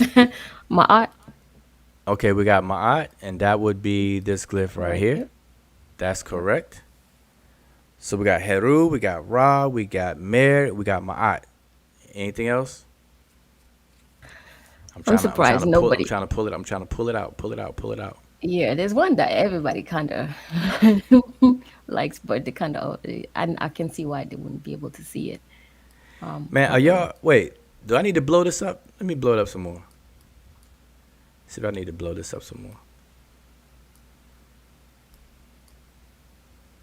Cause this one glyph on here, I'm surprised nobody grabbed that first. So let me blow it. All right, so that's even bigger. Ah, that's a little too big.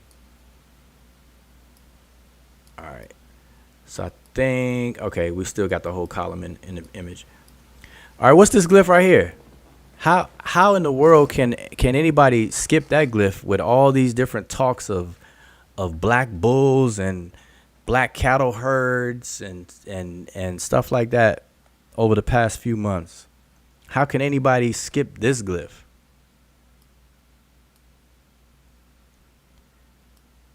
I mean, can you all see a bull here?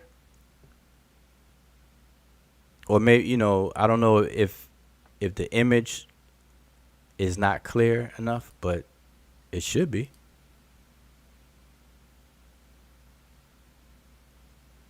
All right, the brother Donnie's is on a roll.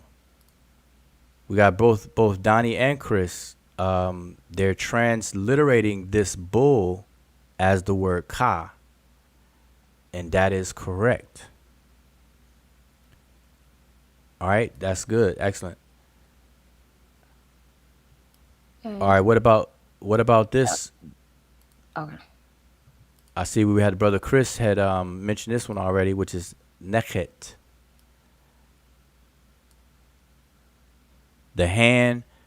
I'm surprised if Mika is still in the chat. I'm surprised Mika didn't point this one out because that's what she pointed out previously, the arm glyph, but it has a stick in its hand, and it represents the word when it's used as a logograph or phonetically as a phonograph.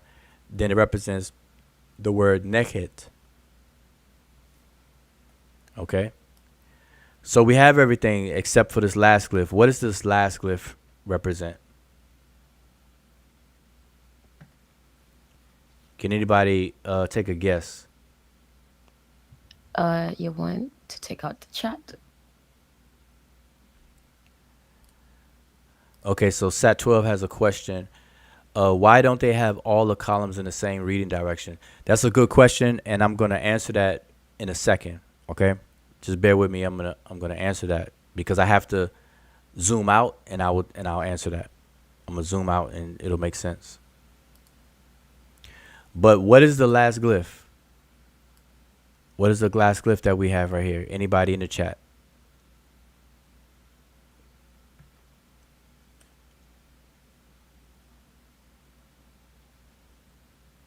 Okay, so since we haven't heard from Emicat, Emicat, what's the last glyph?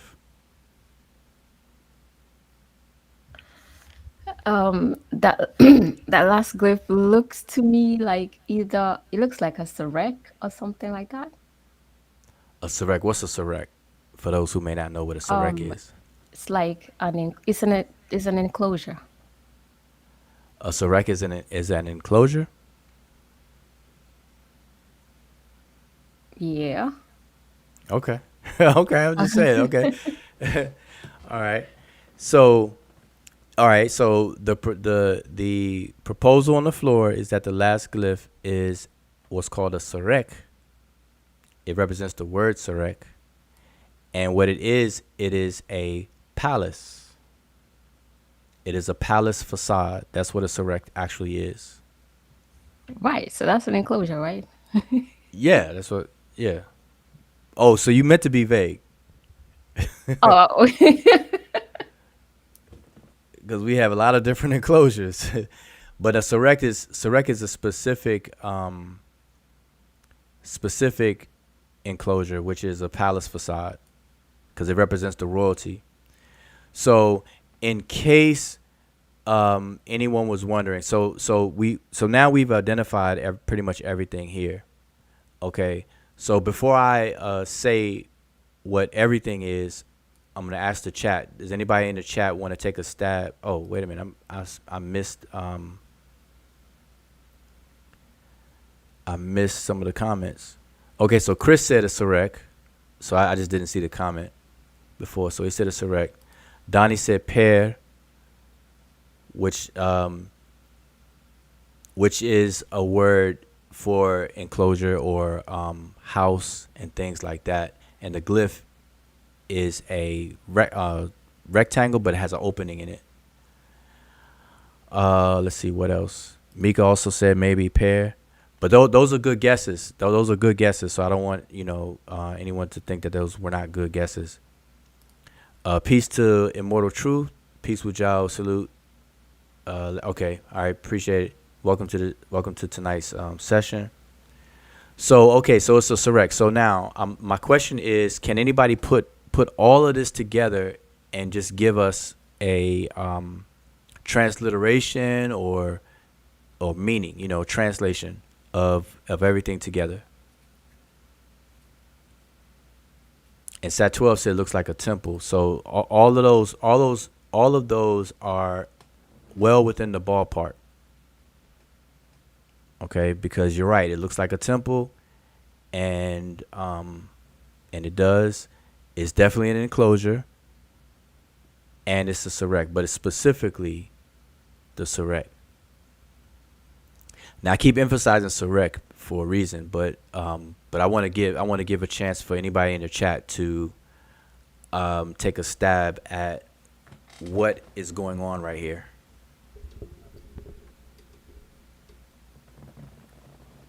And we only done with the first column so far.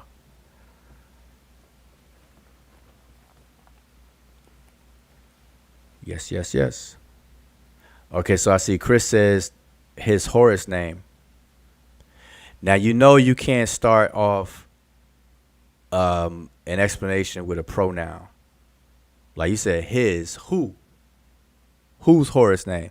Now hold up, but you may have done that on purpose because you don't want to give away who this is. So okay, so I'll give you a pass on that, Chris. I'll give you a pass on that one. Yep, Donnie said the Heru name. Yep, that's absolutely correct. So the chat is on point. Listen, this is good. See, this is what I like to see. I like to see everybody participating, and I like to see everybody on point, and I like to see that we're not afraid to make mistakes, because this is what it's about. Okay, but that's excellent. So Donnie, yep, that's correct. Chris, that was correct. That's correct. It's the Horus name of somebody. It's somebody's Horus name. Okay, but now, so we know what it is, but we know this is a Horus name. But what is the name? What is the name now? Now let's move to what is the name. What is the name? So while I'm waiting for somebody to take an attempt at the Horus name itself, now I can explain why I kept emphasizing Sarek once it was said. Is because the Heru name of kings is signified by Heru, which is a falcon, and a palace facade, which we call a Sarek. The falcon is usually perched on top of the Sarek, and that will indicate the king's Heru name. And the Heru name is the oldest name out of the 5 names and titles that a king possesses when they rule. Okay, the Heru name goes all the way back to the beginning of Tawi, of ancient Egypt, whereas the 5 names did not come about, in terms of all 5 of them, did not come about, I believe, until a few dynasties later. And I want to say the 5th dynasty, but somebody can check me on that. By the time you get all 5 names standardized in terms of for the king. Okay. So Heru, remember the Heru name is the oldest name. And for a long time, the king was known by their Heru name and not really their personal family name. Okay, so that being said, let's see. I think Chris gave a stab at it. Oh, Donnie, let's go in order. So Donnie says, beloved of Ma'at Ra. Okay, that's good. That's good. That's part of it. So what you did, because you actually gave Mur earlier, so that's correct. So beloved, but you're translating it. So you're saying beloved of Ma'at. All right. Let's see, what does Chris have down here?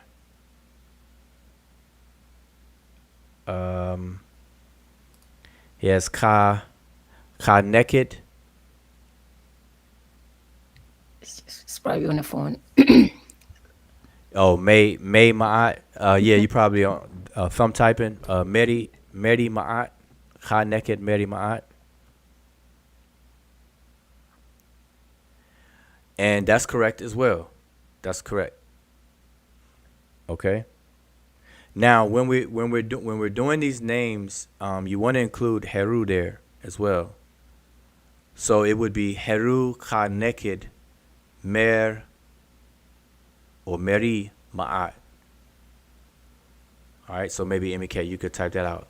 Heru Ka naked Meri Ma'at.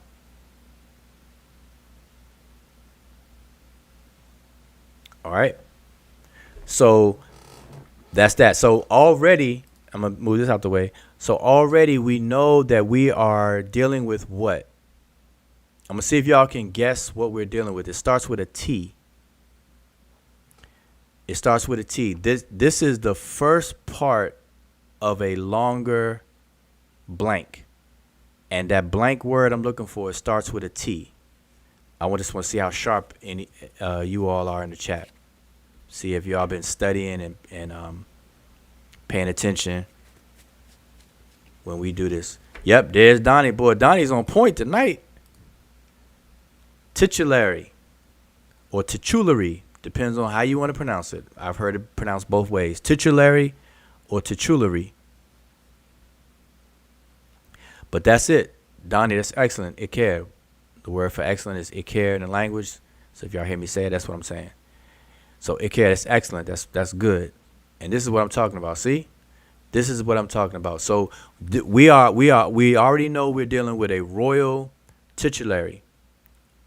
Okay? And the word titulary, if for those who may not know, that's a fancy word for title. So we're dealing with a royal title. Okay, so now having that under our belt, now let's move on. So now you know what you're dealing with. So let's move on. So in the second column, who can give us the second column right here? Who can give us any breakdown of the second column? Let's keep it moving like we're doing. All right.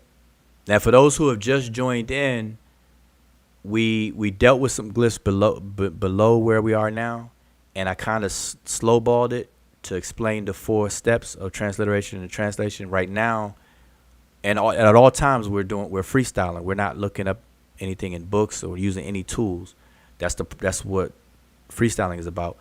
But we're speeding things up a bit. So right now, we're just jumping into anybody in the chat. Anybody can participate. Anybody in the chat can give us any information about this second column. Okay, any information about the second column. All right, so Donnie jumps out the blocks first, and he says, Nesu BT Neb Tawi Wesir Ma'at Ra. Man. Boy, I don't know what Donnie, man, Donnie, you're gonna have to share whatever it is that you ate today, or whatever drink that you had today, food and drink. You're gonna have to share. You're gonna have to break bread, because Donnie's on point. All right. Zoo221 said that's Michael Jackson's name from Remembering the Time. From Remember the Time. Okay. That's one of those fun facts, huh?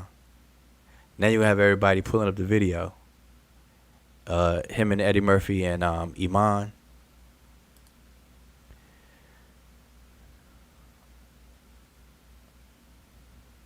Mika said Donnie cheating. All right, Donnie. Hope Mika's wrong on that one, because you on a roll though. That's good. But this is what I'm talking about. See, this is good. So Donnie, I got faith in you, Donnie. I don't think you cheat. Okay, so that's good. Nisud BT Neb. Okay, so let's break it down. So we have Nisut. Now, here's a side note, FYI. This form of Nisut and BT, obviously you can see this part is damaged. The bread loaf is damaged right here, but because we are familiar with it, we know what this is. Okay, that's the benefit of doing this a lot. You can start seeing things even if it's damaged a little bit. But anyway, this form of Nisut and BT are abbreviated, and you'll find that a lot in the ancient Egyptian writing, especially in Middle Egyptian during the Middle Kingdom, where certain words that were prolific, meaning used a lot, they became abbreviated or turned into group writing, where today we call it abbreviation, where you'll see it a certain way very, very often. Okay, not 100%, because you may see it spelled out, but a lot of times you'll see it abbreviated this way. So this is Nisut and then BT. That represents the dual king, the king, of Upper and Lower Egypt. And then we have Neb. This basket represents the word Neb, which means owner, possessor, or we translate it as Lord. And then you have these 2 glyphs here represent the word Tawi as a dual form of the word Ta. And then inside of this oval shaped object called a shin or shinu, which is a rope, protective rope for the name. And the name is Waser Ma'at Ra. All right. It's Ma'at standing there holding a Waser staff, and then we have the sun disk there. Waser Ma'at Ra. And all together we have Nisut Bidi, Neb Tawi, Waser Ma'at Ra. All right, so excellent. Let's keep it moving. So now we're going on to the next one. So this next column, let's do the same. What do we have for the next column?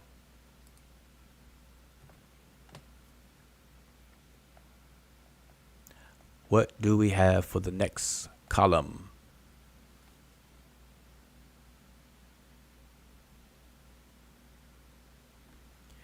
Anybody? Yeah, Donnie already has that in the chat. All right, so Donnie. All right, anybody else? I'm gonna skip Donnie this time. Donnie done took over nerdship, so he took the nerd badge from Chris. You know how you always have one classmate that got all the answers, or if you were that classmate, you know how sometimes you may know all the answers, and then sometimes you realize that you have all the answers, and then you gotta just kind of be quiet a bit. You ever felt that way in school? You're like, dang, I'm the only one answering questions. So then you quiet, try to give other people a chance. Then you can't let that last long because then you don't want this teacher to think you don't know the answer. So you kind of want the teacher to know you know, but you don't want to say it because you want to give your classmates a chance. who who had that dilemma in school? Cause I know that was me sometimes. Okay, so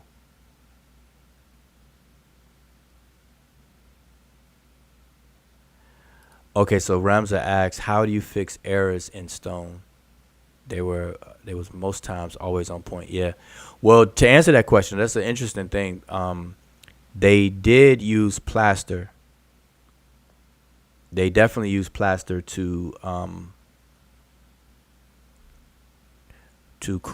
correct or now in the process, and Emika could probably go into this. We should probably do a show on this, on the process of carving. You know, walk through the process. Actually, I think that would be a good show. Yep, I'm gonna put it out there. We're gonna volunteer Emika to spearhead a show like that. But if we familiarize ourselves with the process of how the scribes did all this stuff, which Emicat in the future show that she's gonna do, will probably explain, is that errors would be found out ahead of time. I mean, ahead of this point. But to answer your question, Ramza, if any errors or any changes were needed at this point, once you see these carvings like how you see it right now, they use plaster. Yep, they would definitely plaster over that bad boy and chisel it again, especially when they want to change King's name. And actually, there's a process, there's a phenomenon called a palimpsest, where people think that there's flying Apache helicopters and flying UFOs and stuff in the glyphs. That's really two kings' names, Seti the First and Ramses, superimposed on top of each other because the plaster fell away. The plaster fell out and fell off, and so you're seeing two carvings of two kings' names. In that instance. Um. Okay. All right. So we're gonna go with Donnie. So I don't see anybody else. So Donnie is the nerd of the herd. So Donnie says Sarah. All right. Let's break it down. So he has Sarah. Then we have Neb, and then he has Hepish. So Donnie, you may want to kind of revisit that. So Donnie, do this though. Okay, so you are um okay. So let's deal with what Donnie. So this is a good foundation. So Donnie, you laid a very very good foundation. But what I wanted you to do is to change your how you typed it. Use manual decodage. And that's one of the benefits of manual decodage is that you don't have to worry about the diacritic marks. So instead of use the number 3, which is the diacritic side, use the manual decodage way of transliterations.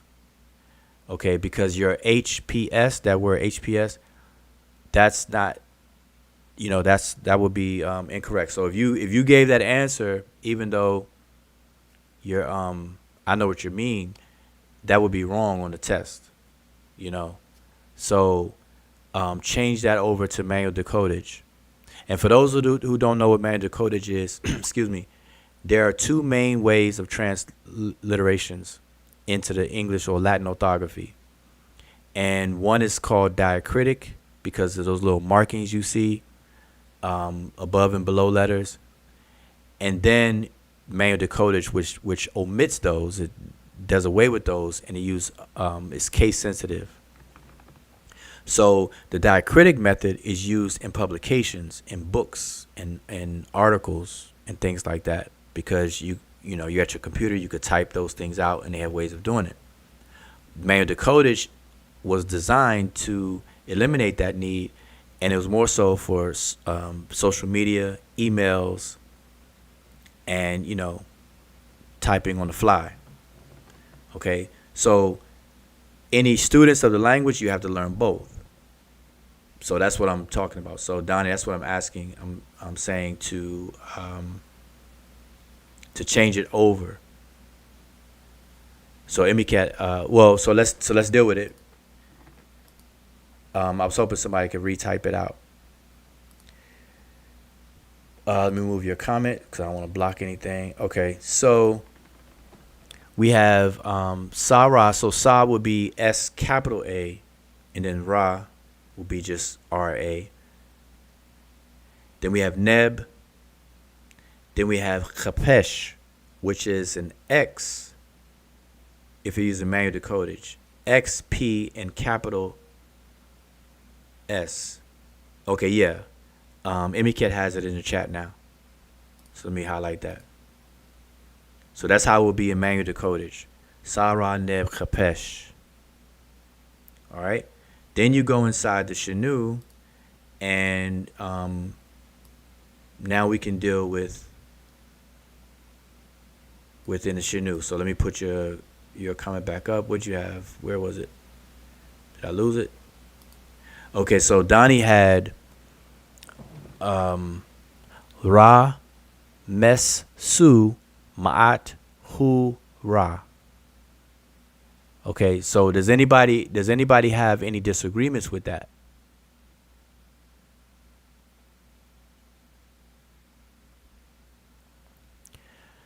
Anybody have any disagreements with that? So while I wait for that, I'm gonna move on to what Chris put up for the next one. So Chris was like, "Nah, I'm gonna get my nerd badge back." He said, "I will beat everybody to the punch."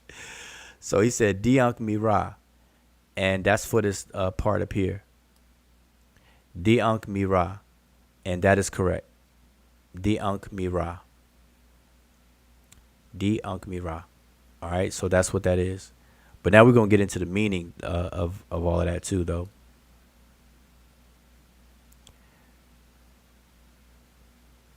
But okay, but we're still in the Shanu. So does anybody disagree with what Donnie had? He had Ra Mesu. Where did it go? I think I lost it. Here we go. Ra Mesu Ma'at Hu Ra. And I think he corrected something. He said Heru Ra.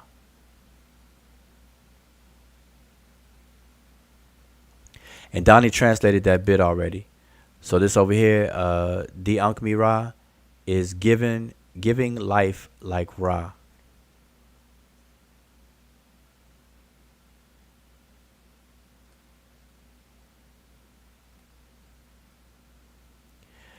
The only thing, Donnie, it's not giving, it's given to whom has been given life like Ra.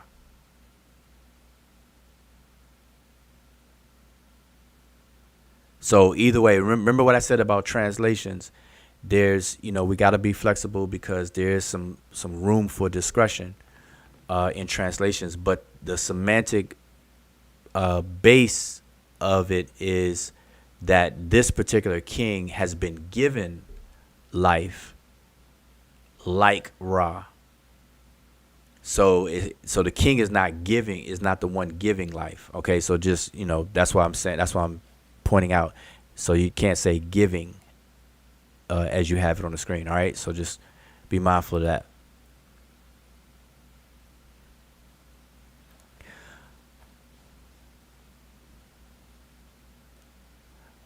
All right. Yep, and I think Chris has the same. He says grant. So remember, it's it's usually not that the king is the one, is the grantor or grantor. He's the receiver. So it'd be to whom has been granted or permitted or allowed life like Ra, to that extent. Okay, but let's get back to the Shenu. I don't know. Everybody's avoiding that. Okay, so to get past this, because I want to get to the other side.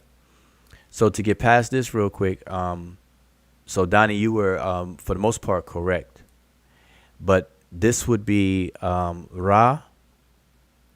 So we have the deity Ra here, and then we have Mes. Then we have the word Su. So we have Ra, Mesu. That's the word Ramses. That's what we know it's Ramses. And then we have Mer, and then Amen. Now remember what I always say. I always teach this in all of the classes, that names are one of the hardest things to translate and to deal with, and mainly because names are usually heavily abbreviated grammatical entities. Grammatical forms is heavily abbreviated. There's a lot of transposition going on, glyphs not in their normal places and things like that. So names are one of the difficult things to deal with and translate for that reason. The most complex part of the language is the verbal system, but the most complex in translating are people's names. And that's why a lot of names go untranslated. Have y'all ever thought about that? Like, what does the word Osiris actually mean? What does the word Jehuti actually mean? What does the word Kansu actually mean? So there are even some deities that even among scholars are still obscure in trying to ascertain the meaning of what the word actually is. Okay, so just keep all that stuff in mind. Okay, so it seems like we're finished with this side, but let's give a kind of like a translation. So we said what the first column was. So we know that this is Heru, the strong bull. Okay, that's what Ka naked, strong bull, beloved of Ma'at. And so that would be the Heru name of Ramses, this particular Ramses. Okay, and then we have king of upper and lower Egypt, lord of the two lands, and then we have Waser Ma'at Ra. And we could translate that. And there's actually a text, maybe I'll share it just before we finish, that deals with these names and proposed translations of the names, slightly different than what people are used to because of what names. And I want to throw a word out there for y'all to be aware of and look up, is the word appellation. Appellations, like which is a label for something. Okay, so just look into that. Then we have Sarah, which is the son of Ra, and then we have the Lord of Kapesh. Who knows what Kapesh means? I'm gonna leave that for somebody to type that in there. Lord of Kapesh, the Lord of something. Then we have Ramses, beloved of Amun, or Amen, to whom has been given life like Ra, or given, short for given life like Ra. Okay, so that is that side. All right. Now we're gonna move. Now we gotta go faster because we are already at the 2 hour mark. So we're gonna go even faster over here. So I'm gonna leave this up, and I'm just gonna let this be a free for all for any and everybody. So obviously, these glyphs are in the opposite direction. So let me get back to Sat 12's question. So Sat 12, I should shrink this, but I'm gonna leave it as it is right now. But I'm gonna answer your question first. The reason why the glyphs are arranged in opposite directions from each other is because when that happens, it's usually dealing with the figure that the glyphs complements, or the figure that complements these glyphs. So remember that the imagery in Egyptian text is a complementary phenomenon. It's a complementary thing. It complements text. So the main point of all Egyptian text is the actual text, the wording, the words, the content. The images are like figures, like how we write books today. We'll have like 2 paragraphs, and it will say, see figure 6.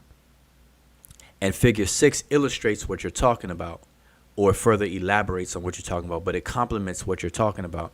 And that's what these figures and scenes are. Scholars refer to as vignettes.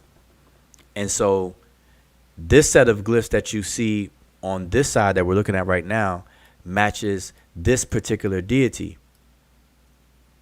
And so notice that the deity is facing to the right.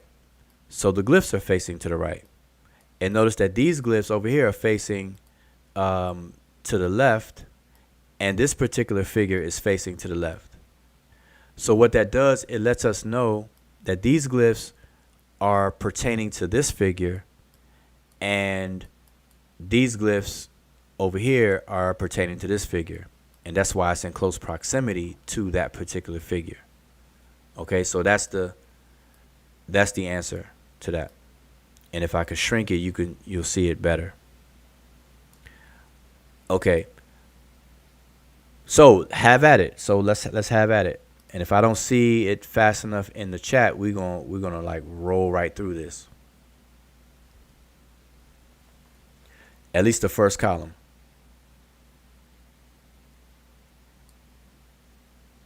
Especially this first set right here, boy. Man, everybody should get that right there.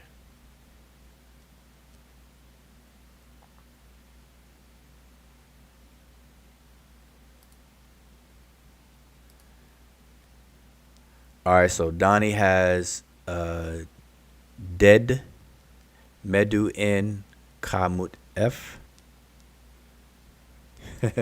Dead. You gotta fix that first D. Jed. But that's correct though.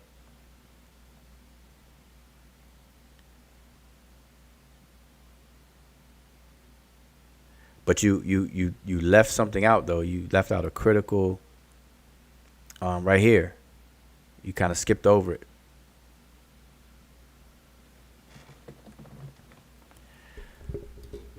So, Donnie, that paper that you cheating off of, you got to correct it. That's what Mika said. Mika said that paper that you cheating off of, you're gonna have to correct it.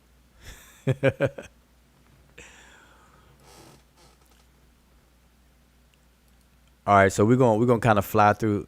We're gonna fly through this. So this column here, we have the staff, and then the cobra in repose, the reed leaf, and the water ripple.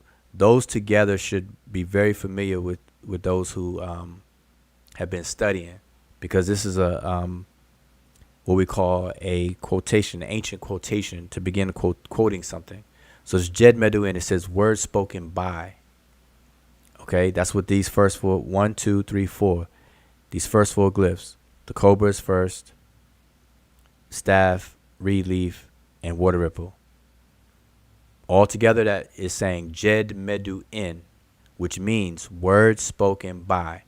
And by is a preposition, and we should all know from basic grammar that prepositions have an object.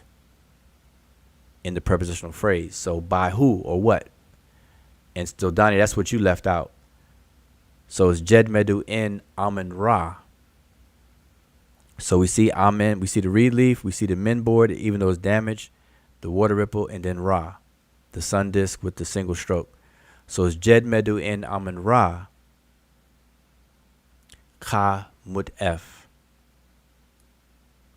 Okay? And that particular column, and it may be MK, you could type that out. So Jed Medew in Amen Ra, Ka Mut F. And MK is right there on point. She got it there. So, and what that means is words spoken by Amen Ra, the bull of his mother. All right, Kabudef. Next column, and I'm just gonna fly through this, and you all can come back to the video and look everything. Actually, look up everything that we've done so that you all can practice this. So now the next part is interesting because this part right here, it says Iwi Imhotep. Iwi Imhotep. All right. And that's interesting because some years back I got into a discussion with someone, a few people, and they were arguing.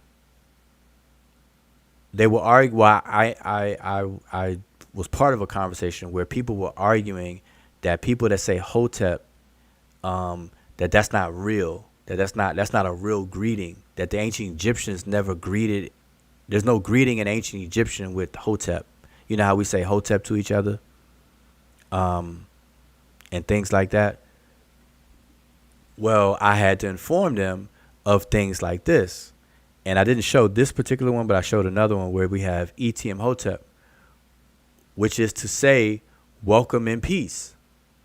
And see, so today we say Iwi or ETM Hotep. But Iwi Imhotep means come, like come in peace, Iwi Imhotep. But welcome is more of the usage would be a stative. So we say ET Imhotep. But you can use either one, Iwi Imhotep or ET Imhotep. So you may hear me say ET Imhotep, which means welcome and peace. Or welcome, satisfactory, welcome and satisfaction.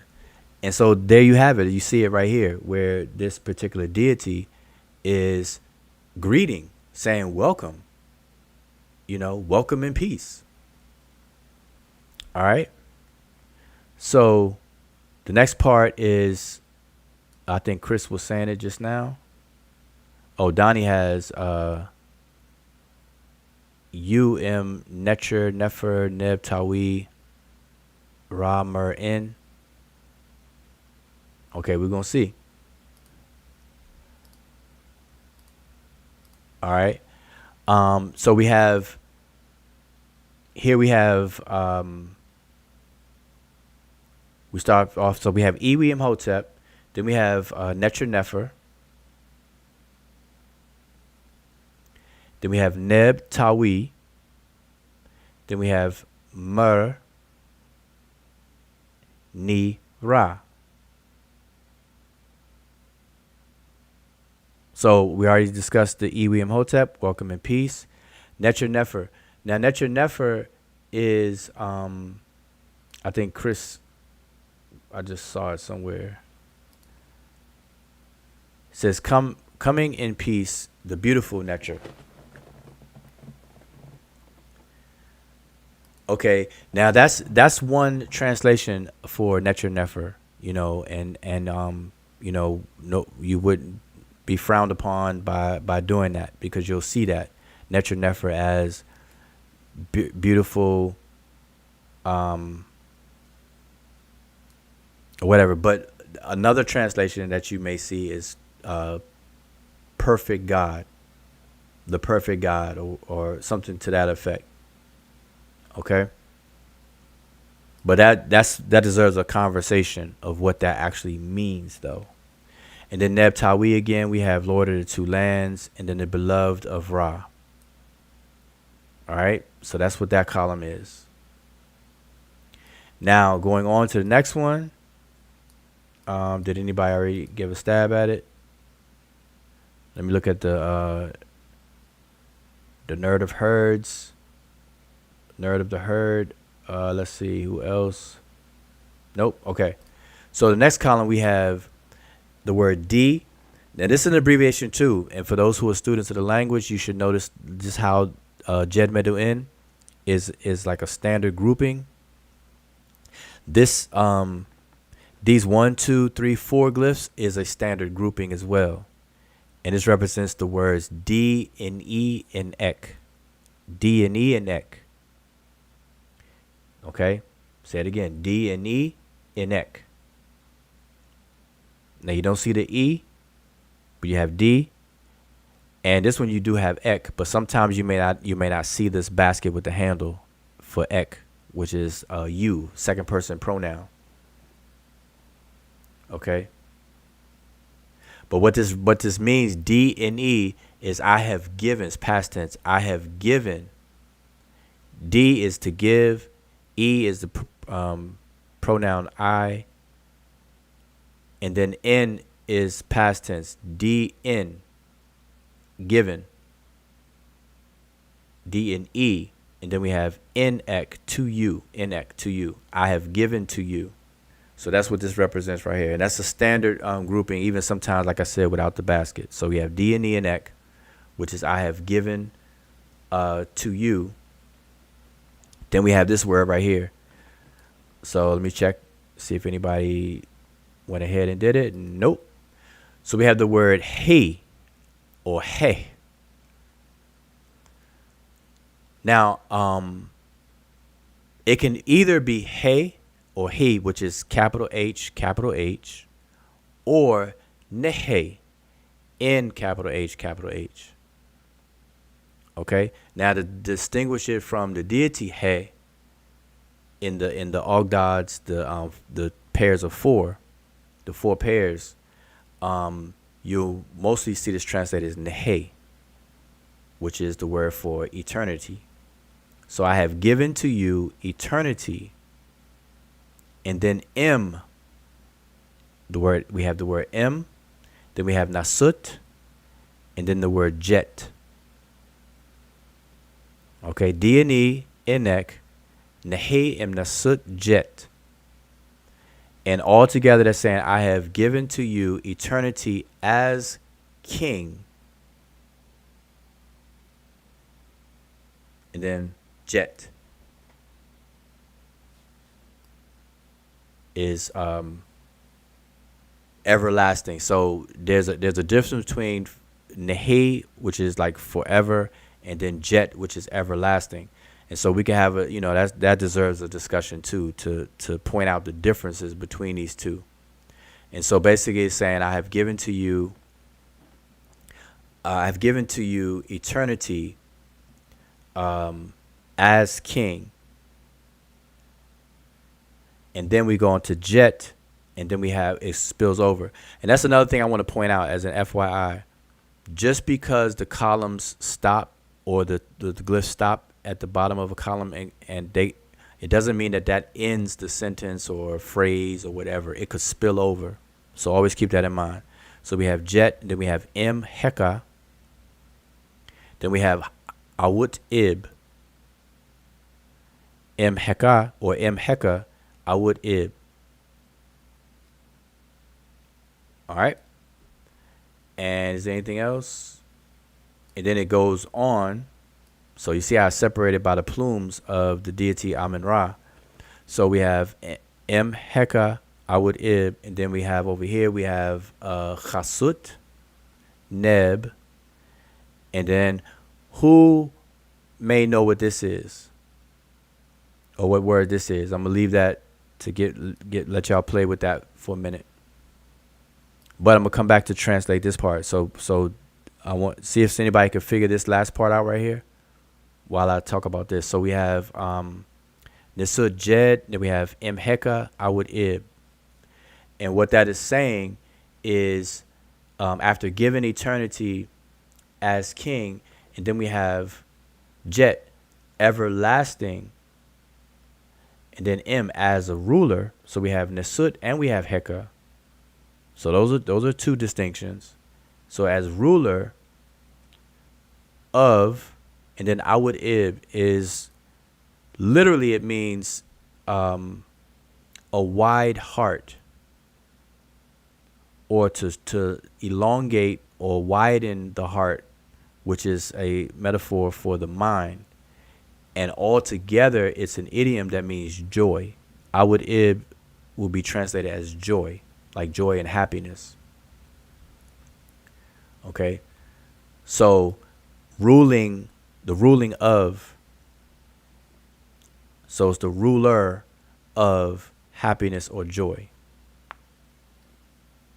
Okay? And this is one of the responsibilities of a king, which is to please and to make sure everything is balanced, ma'ad, and the whole nine, and things like that. All right.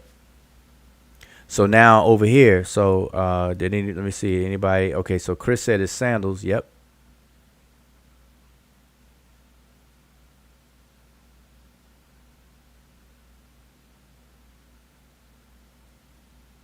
Anybody know the word for that? Okay, but kasut is I think somebody said it, foreign. So we have kasut neb or nebut. Kasut nebut, which means all foreign lands or all foreign countries, as that's how we would say it today. All foreign countries. Then this last part, we see the basket. We see the basket with the handle, so we know it's a pronoun of your or you, second person, you. So whatever this means, it's belonging to the king. Okay, now don't ignore the glyph that's in between these two sandals.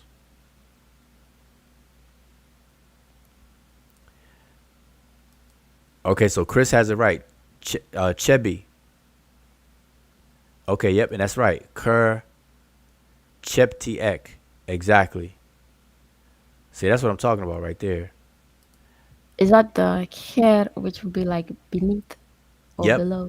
So it'll Yep. be so okay, I get it. I get what this is. So below your feet or something like that, or your sandals. So Yep. Exactly. Under your feet. Okay, so there it is. See? The chat is on point. All right. So we have Chasut Nebut, and then we have Kher or Kher, Cheptiek. Cheptiek. Under your feet. And see, we know, see, we can connect the dots culturally because we know that the kings in ancient Egypt, they had a concept of enemy of the state. And the enemy of the state was always a list of 9. And they referred to them as the 9 bows. And the 9 bows were usually placed under the feet of the king, on the sandals of the king. So when the king wore sandals, the 9 bows were represented on the soles of the shoes, of the sandals themselves. Or the 9 bows was actually literally carved in the floor tile of where the king would walk. And the king would literally walk on his foes. so On yes, top of his trampled on. foes. Okay. Yeah. Exactly. So it's a lot of figurative stuff, but it was figurative and literal things done. Obviously, he wasn't literally walking over a person, but the foes, the 9 bows were carved into the tiles of the floor, and the king would walk on it to symbolize that the enemies or the foes of all foreign countries were under his feet. Okay, so always remember that. Mika says, I'm mad right now. Why nobody told me? What?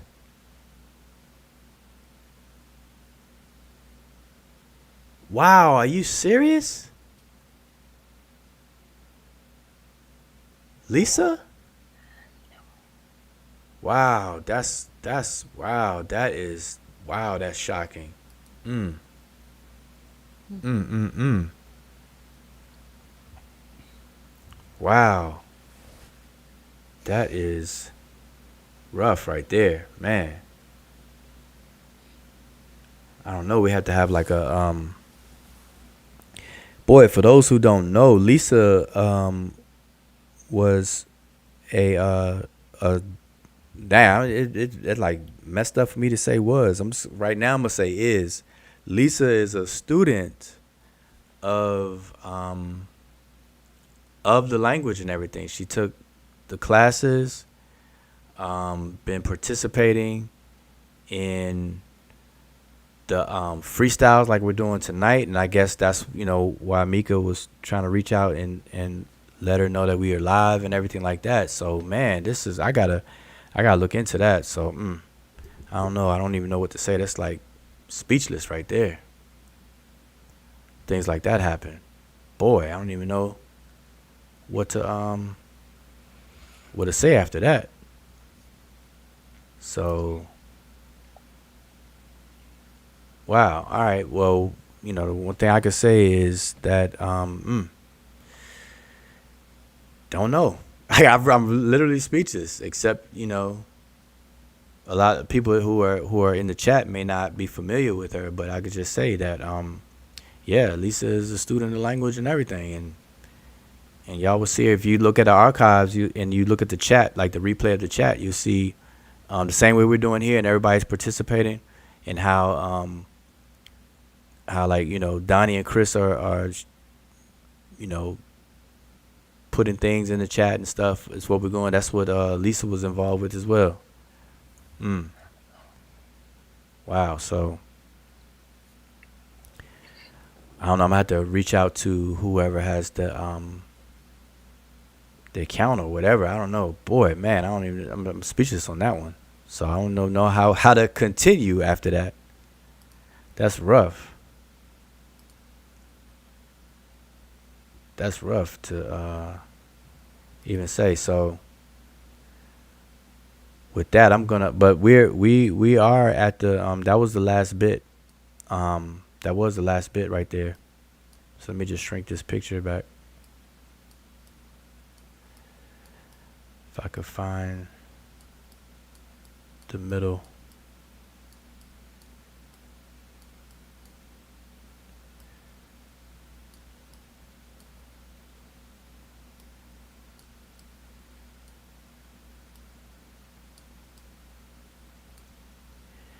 Yeah, so the only thing I could say at this moment is, I mean, to hear news like that just suddenly, I don't. The only thing I can say is if that's the case, I could just give my condolences, just on the channel, just to acknowledge, give my condolences to the family of Lisa, and I know her daughter. So yeah, I had to reach out for sure. Definitely reach out on that. So anyway, I am going to. So we were pretty much done with what I wanted to cover with today on that. Um, I don't want to kind of end on a somber note and stuff like that, because that news dropped like that. Boy, Mika, you kind of hit us with that. So yeah, so I think I can acknowledge just man, at don't know what to say other than that we have to definitely understand. You know, I could say this, that um, well, what this does, and this goes for anybody that you know goes through a friend or a loved one or whatever that passes away.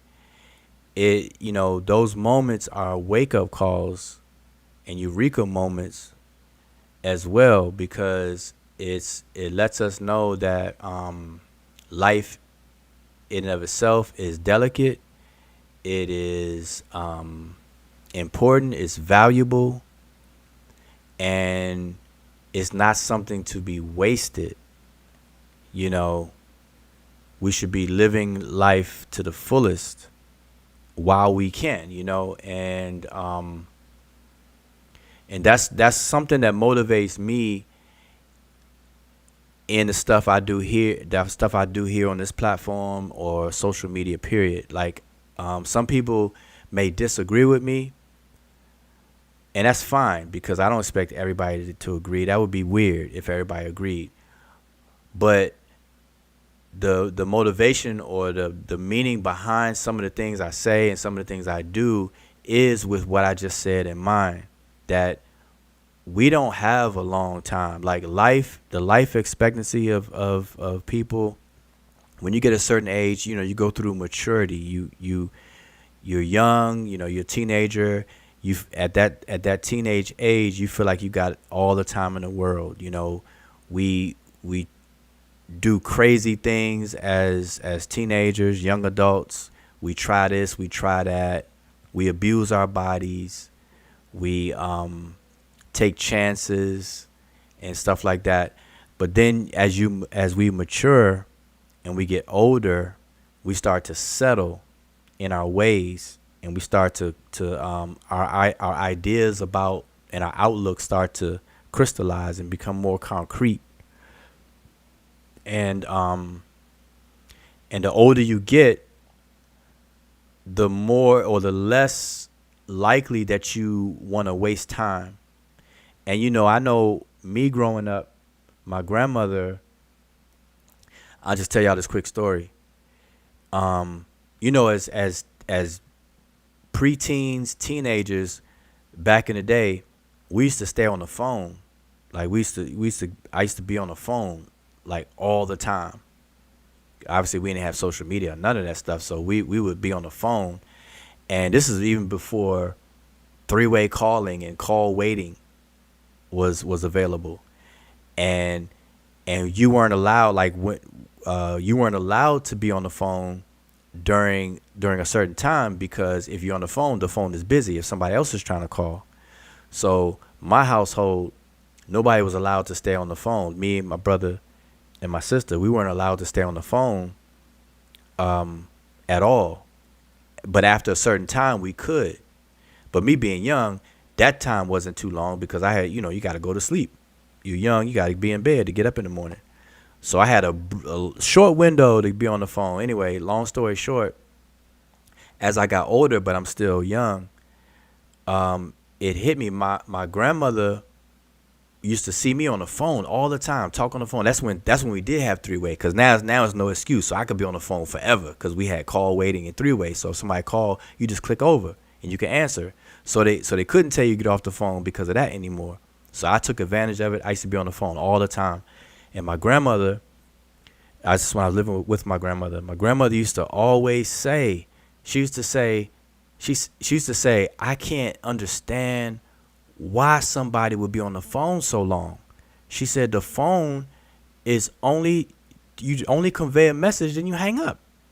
Like, you tell somebody, you tell somebody what you need to tell them, and then you hang up. She said if you stay on the phone longer than 10 minutes, 5 to 10 minutes, she said you're going to end up repeating yourself or making up conversation. Like, you're going to sit there in silence until you're going to have to think something out the blue to talk about. And she used to always say, that's not what the phone is for. That's not what the phone is for. And back then, you're young, so anybody saying that, you're like, oh, that's old school. Like, oh, that's outdated. It's old school, whatever. But then as I get older, I'm like, I find myself feeling the same way about a lot of things. So anyway, what I'm saying is that, the more mature and older you get, the less time you want to waste, because you start valuing time and things. And so for me, that kind of spills over in what the social media and this conflict community is all about. I see a lot of stuff that people talk about as wasted time. Like the whole Black Egypt thing. It's a freaking waste of time. It's truly a waste of time. And a lot of things are a waste of time. And but you only feel this way and perceive it that way after you have gone through a maturation, after you matured and you're older. Because when you're young, you don't see it that way. And I mentioned that little story because when I was young, I didn't see what my grandmother saw. I didn't accept what she was saying. I thought that, because she's older, she's my grandmother, she's, back in the day, I'm young, this is a new day. It's this what we do now, this is what we do now and stuff. But now, now that I'm older, I'm like, wow. And that's just one thing, but I'm sure y'all probably have similar stories about something else. And the whole point I'm making is that time is precious. Life is precious. And so anybody passing, friend or loved one passing away, are like these sharp reminders of how precious life is and how we should appreciate life, how we should appreciate each other. And so this is why I'm saying, like, we shouldn't have time. Like, when you get a certain age, we shouldn't have time to argue, fuss, and fight over petty, stupid stuff, especially about stuff that people don't know nothing about. Like, people arguing over things in books they never read and stuff. Like, that's so petty and so stupid and immature and juvenile, And then when life hits you, real life hits you, in terms of health and things like that, man, these should be like little wake up calls and stuff, and we shouldn't take it for granted. So that's why we should be aware of that and treat everybody accordingly, treat everybody accordingly. Cause stuff happens, man. Accidents happen,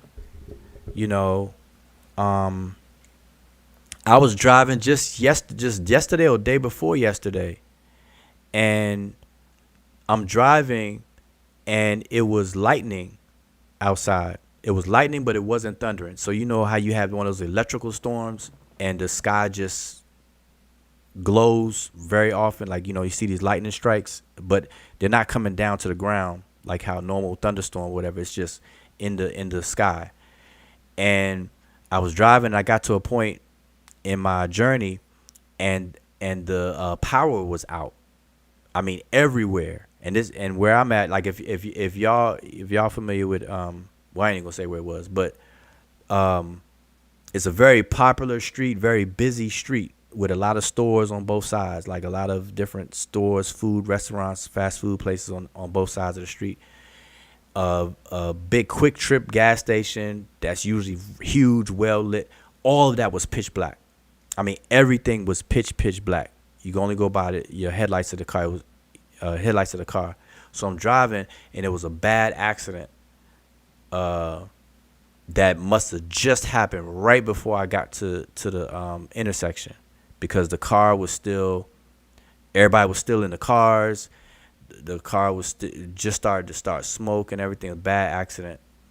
And when I see stuff like that, I'm like, man, you never know when anything can happen or whatever the case is, and nobody leaves their house with the expectation of something like that happening.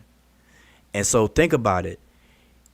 You living in your household, whether you are a husband married to a wife, or a wife married to a husband, or you got kids and stuff like that, and you're in your household and you doing your thing, and one family member leaves the house, and then something unfortunate happened like that.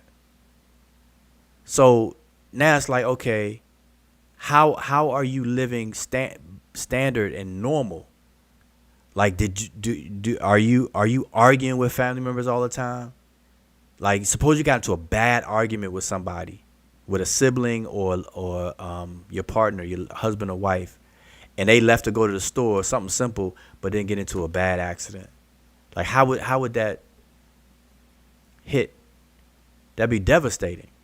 So, and I'm saying that to say that, man, we got to really, really do better overall because, and I'm saying like for me personally, stuff like that news right there, somebody passing, somebody I know, if they passed away or whatever, um, when I see, anything unfortunate, I see, a car accident happen or whatever, I'm like, dang, I hope those people are all right. And if I witness a car accident, I stop. I stop and make sure the people are okay. That's what I do. I've done that before. I make sure I stop, or a couple of people stop. I'm with them and whatnot. Make sure they're okay. The airbag or whatever. Make sure that they could breathe. The whole thing. I always make sure of that. But when stuff like that happens, it's like, man.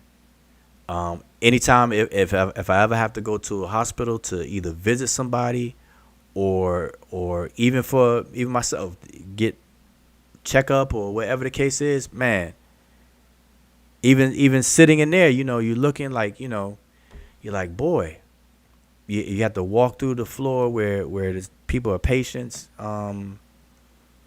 and they going through whatever they people are going through. These should be like wake up calls. Like we shouldn't take any of this stuff for granted. Anyway, I know I'm going on a rant because I don't know what else to say hearing news like that suddenly. So I'm just kind of talking, but I'm saying my condolences to the family.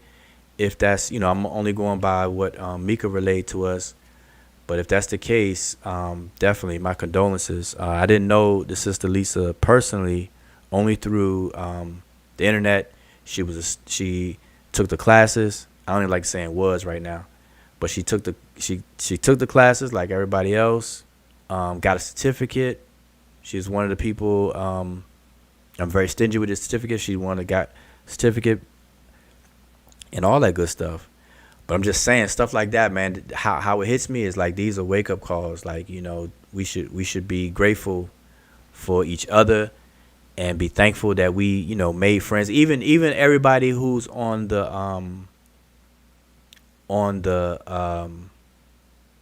online, like right now online and in the chat and stuff like that. Like I don't know.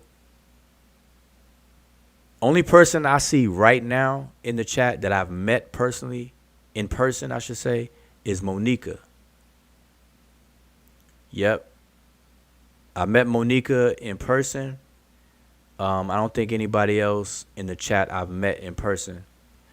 But whether we meet each other in person or not, because of the day and time we live in, social media has opened everybody's lives to each other to an extent.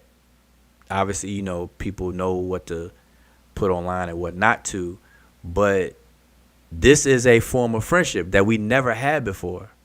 We've never had before, like I'm gonna give you an example.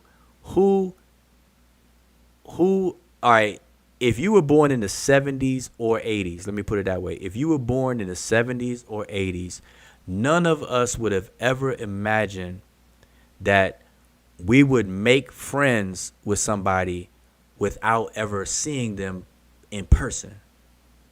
Like that wasn't even a concept. Think about it. You would never think of a friend would equal somebody that you've never actually met in person. The friend had a definition, but now we have online friends where we engage online and stuff, and then we got FaceTime and Skype and Zoom where we could see each other and stuff like that, where we can develop a hybrid friendship now. Like the definition of friendship changed.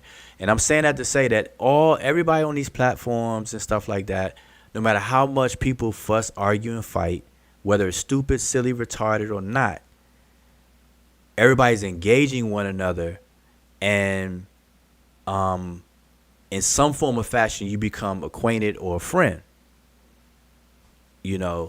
and everybody's living life. So we need to just value all of that stuff, man, and get over the little petty silliness. And I know even recently I saw some drama on some other channels and stuff, and I just, for the life of me, I'm at the point where I'm like, nah, like we're too old for that. I've been on Facebook since 2007, and here we are, 2024. And if people haven't matured, I don't know what to do. I don't know what to say about it. I see the same old people arguing, fussing, fighting over the same old stuff in the same way. Like, we gotta grow. Anyway, my condolences to to the family of Lisa. I'm gonna reach out. Yep, I'm gonna reach out. Other than that, I don't know what to say, y'all, except for celebrate. You know, we gotta celebrate life. Like, you know, it's news like that will devastate you, hit you for friends and loved ones. But once you kind of, I don't know, it hits people differently and stuff like that. Like I said, I never met Lisa in person, and I didn't know too much. Well, I don't know, because I'm not gonna put her in the past tense yet until I gotta go through some other. It gotta have some time. I'm not gonna put her in the past tense, but I don't know much about Lisa other than her being, as a student. And I know she always has her nails in super tip top shape. Like, nails, you talking about nails done, uh, polished, what do you call it, designs on them, and everything. Like, that's her thing. Her nails, that's her thing. So, boy, um, I don't know, news like that. Kind of hope it's not true. But yeah, but just keep that in mind, y'all. Overall, just besides the news about Lisa, this just people should just really kind of take a pause sometime. Anyway, like, we shouldn't have to hear news like that to take a pause. You know, we should, like, just step back and look at things and just see where things are. This goes for everything. We just gotta. I'm telling you, as a collective, there's a lot of immaturity and juvenile mentalities that are out and about. It really is. And I don't know if it's because I'm getting older that I'm saying this, because I see it like clear as day, and I know it's a mixture of all that too.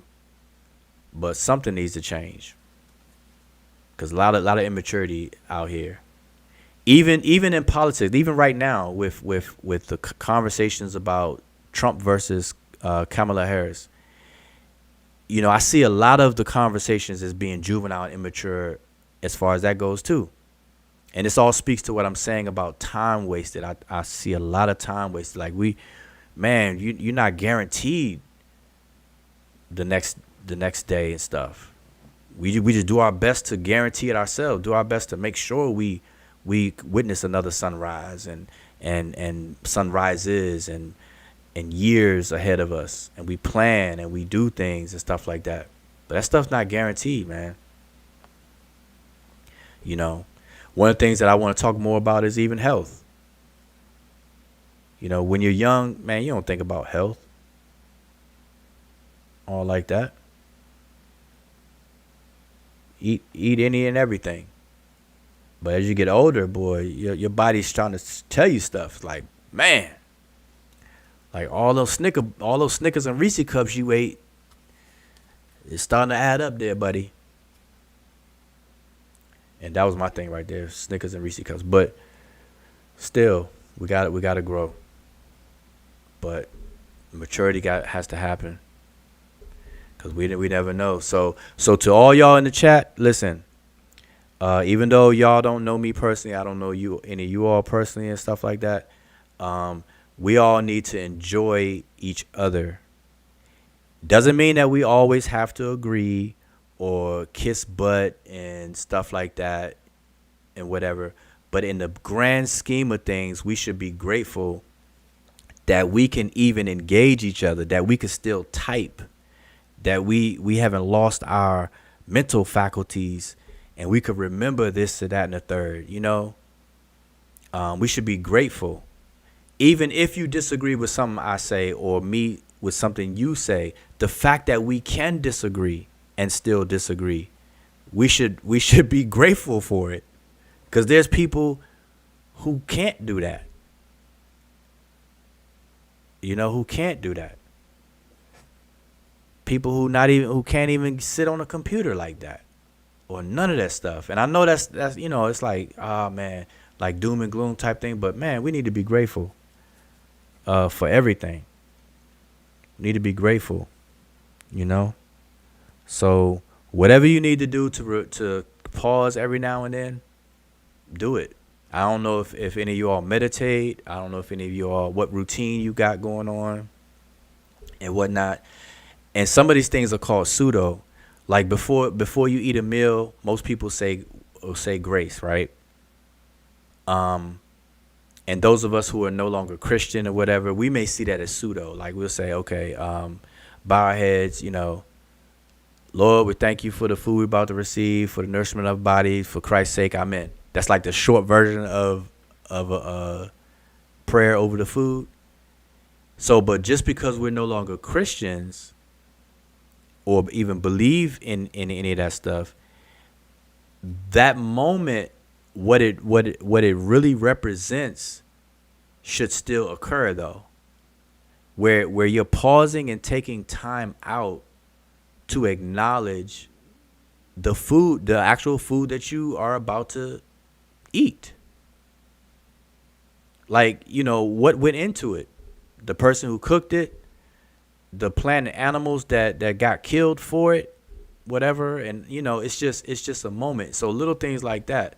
Meditation. Some people think meditation as being pseudo, that you sit there and go humada, humada, humada, humada, whatever. But no, the principle underneath it is what's valuable. These are all these different chances for us to kind of, pause and take acknowledgement of a whole lot of things. So if any of you all live with other people, whether it's your husband, your wife, or kids, listen to me. Every single time that one of you all leave the house and everybody's not traveling, with you, when you leave the house or somebody else leaves the house, see them out the door. I'm going to tell you, see them out the door. Let that become a habit. See them out the door. So if you're married and your wife is making a store run or going to work or whatever, see them out the door. Like, walk them out the door. You lock the door. Whoever's staying in the house, you lock the door. You know what I'm saying? You see them out and everything. And I'm telling you, that little gesture, that little thing right there goes a long way, because you never know. The stuff that we see on the news, everybody, all those, disastrous situations that we see, we witness on the news, all those people have families. All those people that something happens to had just spoken to somebody or whatever. And you know what I'm saying? So when people leave your presence, that's why we say ETM Hotep. And when people leave, you say Shemem Hotep. That's just the Egyptian way of saying it. If you don't like Egyptian way of saying it, or the language, or whatever, you got a problem with that, fine, find something else. But just create a routine where when you depart, when a loved one departs from your presence, make sure you see them away. I'm telling you, that little routine, if you just incorporate that little bit, speaks volumes, man. I'm telling you. Yep. You know what I'm saying? So anyway, I don't know. I don't know what else to say. I'm just kind of just talking, because that whole thing changed the thing. We finished the freestyle. So I gotta just dedicate this to our sister Lisa, man. So this whole freestyle, because she loved the Freestyle Fridays. Like I said, I'm not gonna put her in the past yet. So she loves present tense Freestyle Fridays. And yeah, she has always participated in the now we haven't done it consistently, So a lot of people who used to participate when we were doing it, they're not even present now, right now either. So that's why it's not kind of odd or misplaced that I haven't seen her. But yeah, so I'm gonna dedicate this show, man, to Sister Lisa. Yep, our good Sister Lisa. Whether it's confirmed or not, just dedicate it to her anyway. And for anybody, and we gotta check up on people, man. People that we haven't seen in a while, check up on them. And I appreciate like I took a hiatus from social media for like over a year and a half, but under 2 years, and I appreciate people who checked up on me because here I am, I'm doing whatever, and then all of a sudden you don't see me online, and there's quite a few people who checked up on me, and I really appreciate that, and I encourage people to do that with others. If you don't see somebody around for a while, check up on them. And we did the same thing with the Sesh, like our good brother Atiba. Man, we were trying to reach out and find out what's going on with Atiba, the brother, our good elder brother Atiba. And then one day Atiba just commented somewhere. We were like, "Oh man, good," But whoever's close to our good elder brother Atiba, we gotta keep up with stuff like that. Our brother June, you know, all these things. So all the brothers that I personally know, in terms of have a little more close relationship in terms of the seshu and studying and stuff like that. We all gotta check up. Everybody needs to check up on each other. Yeah, Definitely. June is always in the class, and June actually, June kind of late stays in the cot, but we still always kind of have to check up on him but he's always. June is like this issue member that has his eyes on everything, Yeah, June you is know, still around. But never June. misses. Yeah, No, go great. ahead. Yeah, I don't uh, uh, speak anybody's personal business. I let them tell it. But June publicly was saying, June went through a episode, circumstance, and he's good to go now and everything like that, which kind of underscores what I'm saying. It highlights more of what I'm saying. Like we all better be looking at the bigger picture, man. And like I said, it don't mean we have to agree and stuff like that, but sometimes things get out of hand. Sometimes it gets petty and redundant when people argue, fuss, and fight online. Even in information like scholarship and academic areas.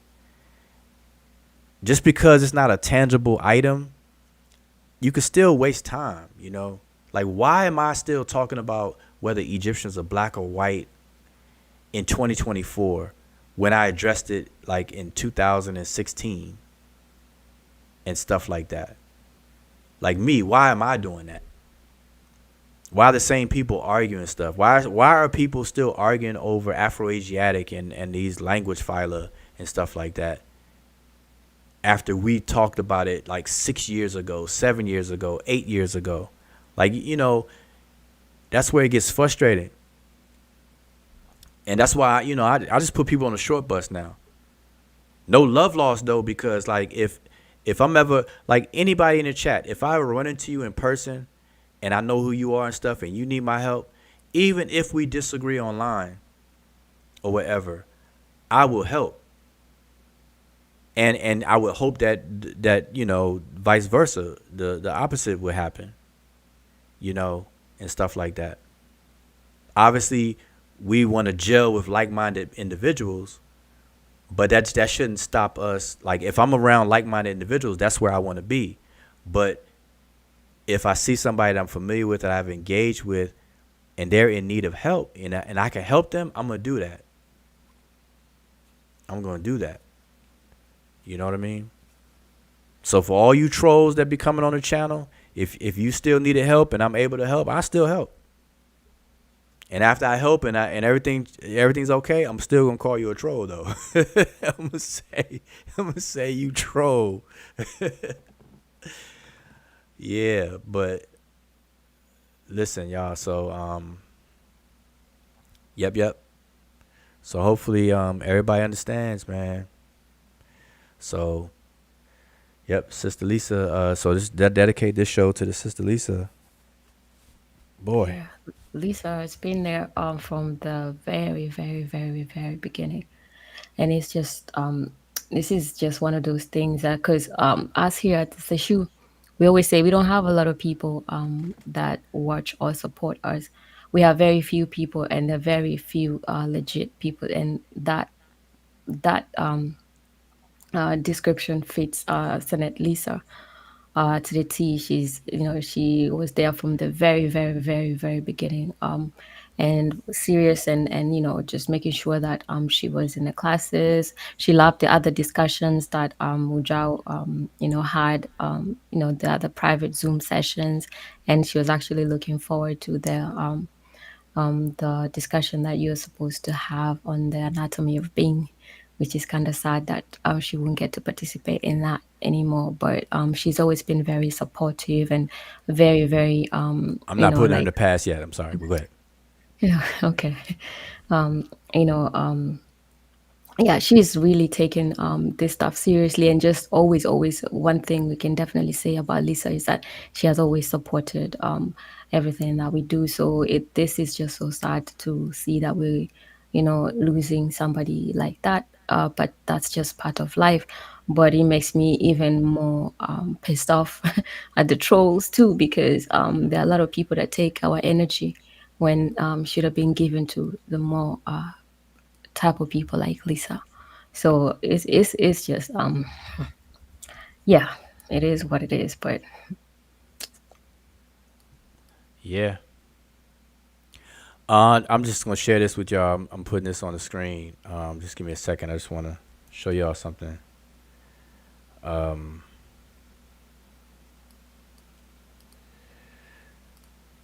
I just saw a comment that Mika made.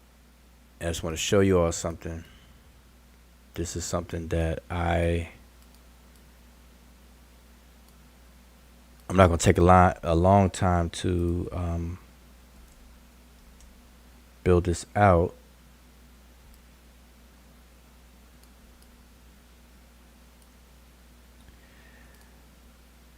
But I want to show y'all something, and maybe y'all can use this.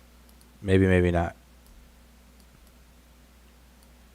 Okay, so this is something that I taught my daughters. Let me put this on the screen, right?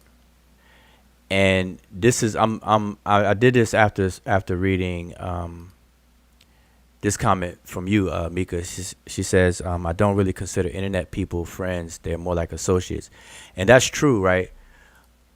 So here's what I taught my daughters.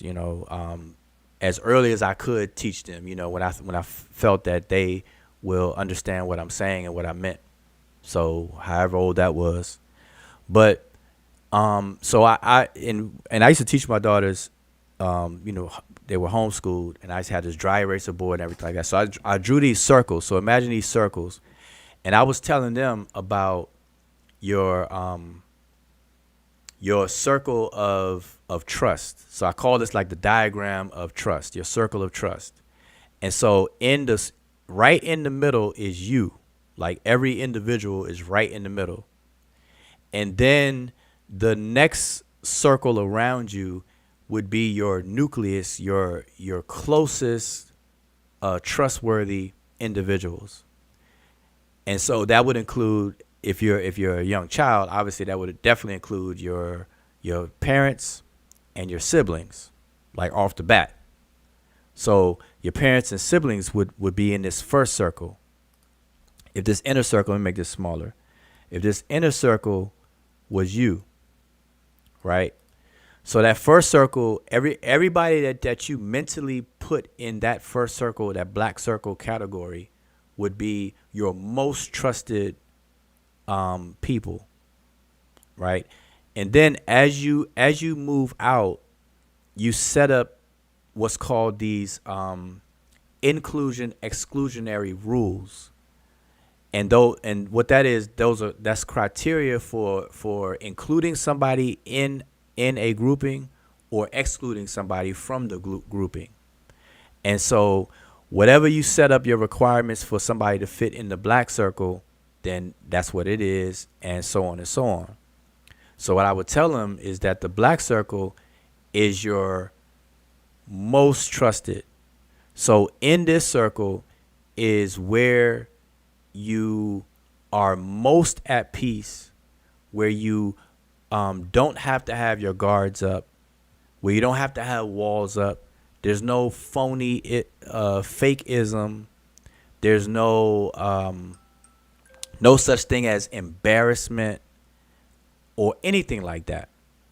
You know, that's what you want in that first circle.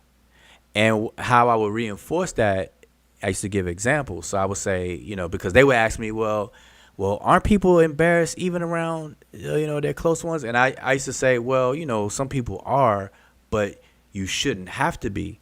And I would give them the example. I'm like, because I had 3 daughters, right? 3 girls. And I would tell them, I'm like, man, listen, I used to change your diapers. Like, like really, like y'all don't remember, but I used to change your diapers.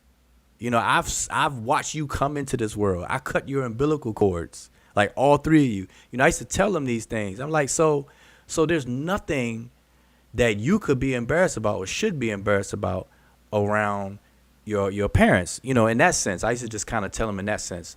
Of course, people still gonna feel like they're embarrassed, but that's what I used to tell them. So anyway, this area should be your area of peace, your area of trust, your area of comfort, your area where you don't have to watch your back or look over your shoulder.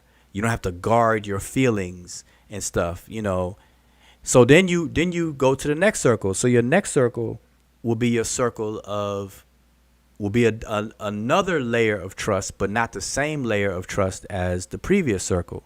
So in this circle, you may call this circle your close friends, your BFF, your close friends and stuff like that, whatever. And then the next circle out, you may call them a different degree of friends, like how Mika puts it. They may be your associates, people that you are familiar with, you may engage, but you don't call them your friend. You may call them your associate. Anyway, I just thought I'd share this because it's a gradual gradient of a characterization of how you engage people. And so we have to remember. So check this out. This is something else I used to teach my daughters. And we're all grown here, but maybe you all can use it or agree with me on this. So there's another thing I used to tell them is that as human beings, we are very, very vulnerable just on the fact that we're human beings. We're delicate.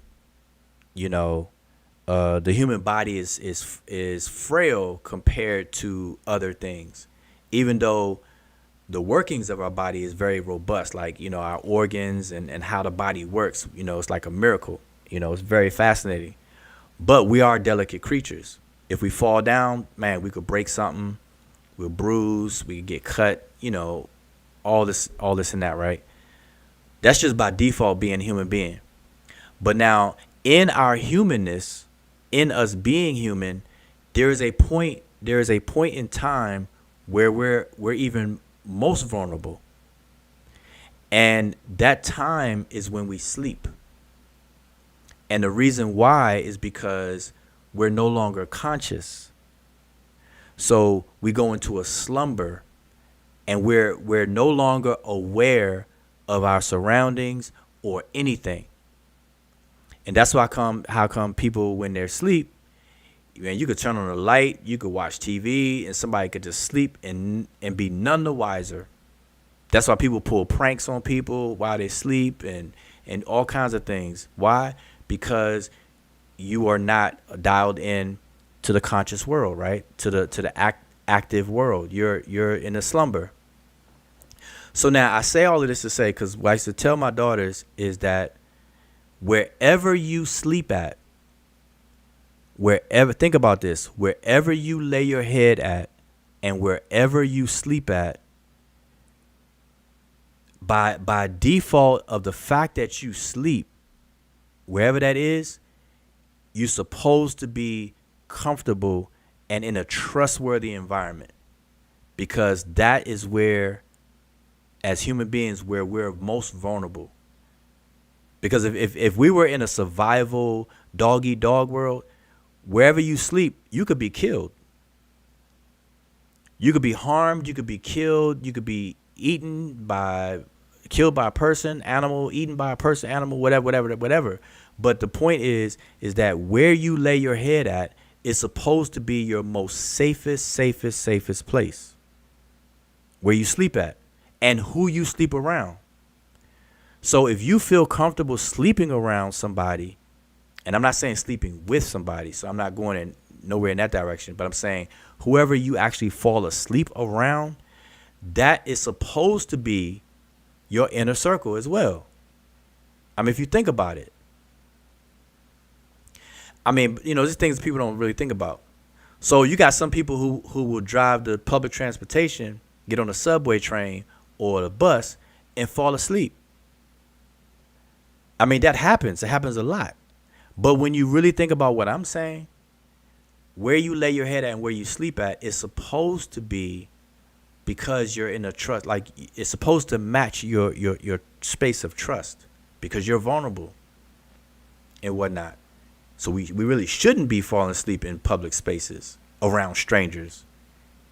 You shouldn't be sleeping around strangers. I guess that's the one of the bottom line points to what I'm saying and stuff like that. I mean, if you really think about that, I mean, it may be silly to some people, but these are just things that I used to say, and it leads into bigger conversations. But I just wanted to share that with y'all, these circle of trust. But I guess kind of tied into the news of someone passing away, and we're knowing we have to really start to appreciate things and take advantage of the time we have. Boy, I'm telling you, and you don't really see all of this, and this don't even hit or make sense until you get older.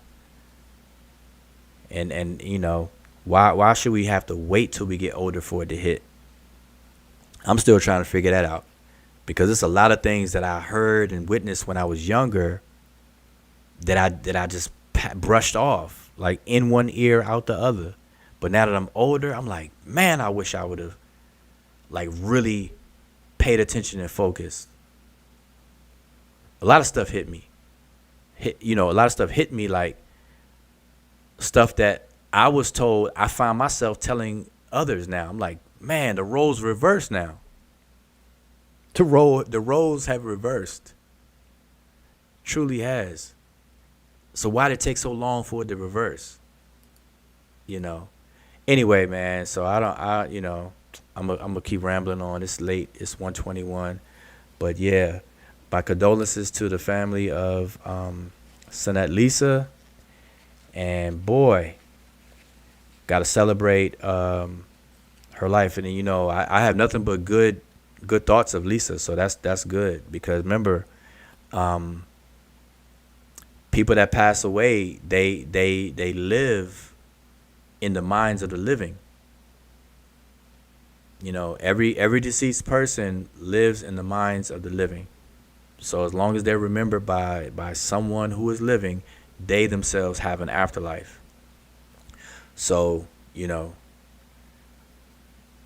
got to dedicate this show to Sonette Lisa, definitely. So yeah, I'm gonna reach out. But MK, I mean, you have anything? I don't know what else to say. I'm just gonna keep telling stories for the night, and that's not cool. So yeah. Yeah, yeah, that kind of hit us as like a ton of bricks. But you know, Lisa is just a wonderful soul. I would say that much. I would say I don't even have any bad memories of Senate Lisa, which is strange to have, especially with interacting with people online. But I can truthfully say that I don't have any bad memories with Lisa. So I'll just I'll remember, all of that, and yeah, um, it's hard, but I think I'll just end it in that really, and just say that you know we are going to continue doing the Freestyle Fridays, and hopefully also bring back the Divine Wars Wednesdays. But definitely, I think this was fun for everybody today. So we want to do more of that. And I do really appreciate the fact that our chat is very different, that people actually do take this stuff seriously. And even the ones, because I did notice that there were some people that were like, they really not sure what's going on. But I think they had a chance, the way you slow down everything, they had a chance to learn a bit. So hopefully y'all keep coming back. Even if you don't take the classes, this is one of the ways that you can pick up stuff. And trust me, by the end of the year, you probably will be, just typing the answers and reading stuff, because it's not that hard. And that's why we always had the Freestyle Fridays and the Divine Wise Wednesdays, just to show people that it's not that hard, and you have an opportunity to learn with us. So hopefully we'll see you again for the next Freestyle Friday. And if you have any inscription that you want us to take a look at, make sure that you have joined our Facebook group, and the link is actually on the description of this video. So just click on it and then join the Seshu Facebook group, and we'll add you immediately. Just let us know, even if it's on the message, one of the questions that you get, that you are joining, coming from the YouTube channel, and we'll let you in, and then you can post stuff, ask questions, and even provide inscriptions that you might want us to look at. And with that, just say dua for participating, and I'll see you all next time. All right. Something that I did say I was gonna do, and very quickly, this is what Sat12 had suggested that we look at and compare, and get my cursor back over there. This is from the mortuary. I forgot what it said. This is the same ritual rite, but in a different location and stuff. And Sat12 had pointed out the words here that are the glyphs here that are different above the calves. It's saying the same thing, even though it's damaged here. But you see, who Besu. So this is the Besu, but it was I believe it was different. It had the coil on the word on the other one that we were looking at. This one here. See the coil right here, but it's the same word Besu, and it has the calf as the determinative there, as opposed to this one. And it probably had the calf. You can see the kind of the back, the arc back. It may have the calf and the three. You can see the three strokes. You can see two of the three strokes right here. So it had Besu right here as well. So I just wanted to quickly show that. And yeah, again, dedicate all of this to Sonette Lisa. Yep, Sonette Lisa with the pretty nails. Yep, she had nails like her avatar was her hands with her her avatar is her her hands with her nails done with the. I mean, she went all out. She got jewels in her nails and all the time. I think somebody, I don't know, I know she wasn't, but somebody in her family or near her was what do you call it, a nail technician or something.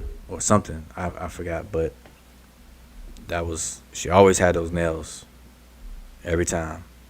Yep. Never seen her with just regular nails. Whenever she had her camera on. Yep. All right, so I want to again end this, and remember, man. Look, everybody in the chat. Listen, man. We need to celebrate life, enjoy the engagement that we have.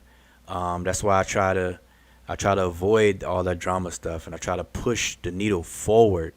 Like I said again, it doesn't mean that we have to kiss each other's butt and always agree, but there's a way to disagree. There's a way to disagree. We should all be mature, And I'm sure everybody who tunes into our channel got to be 25 and over at least. So we got different age ranges. We got Gen X, Gen Z, Gen K, Gen L, or whatever the case is. But there's got to be a way where we can meet each other, you know, on the same playing field in terms of finding a solution, even in the midst of disagreements. We really should, and that speaks volumes.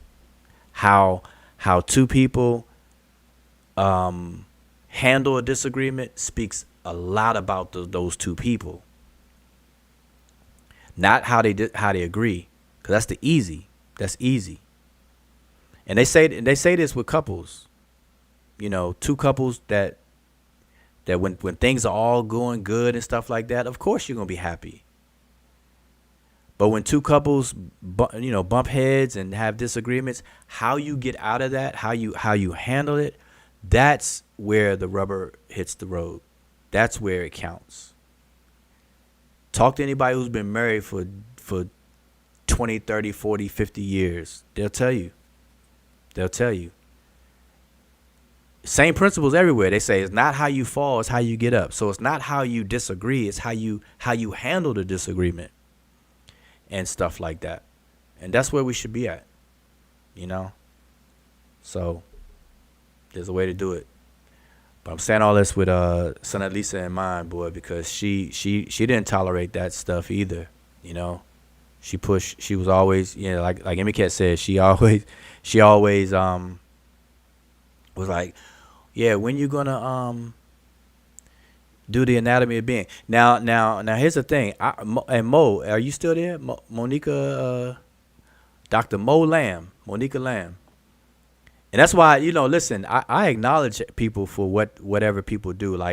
Even Monica, I acknowledge, like, Monica, I feel Monica is one of the hardest working people in these YouTube streets.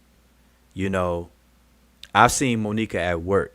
She traveled from South Carolina, come to here in Atlanta to come to a few classes, and events that I had, Unc had, and stuff like that. I see that she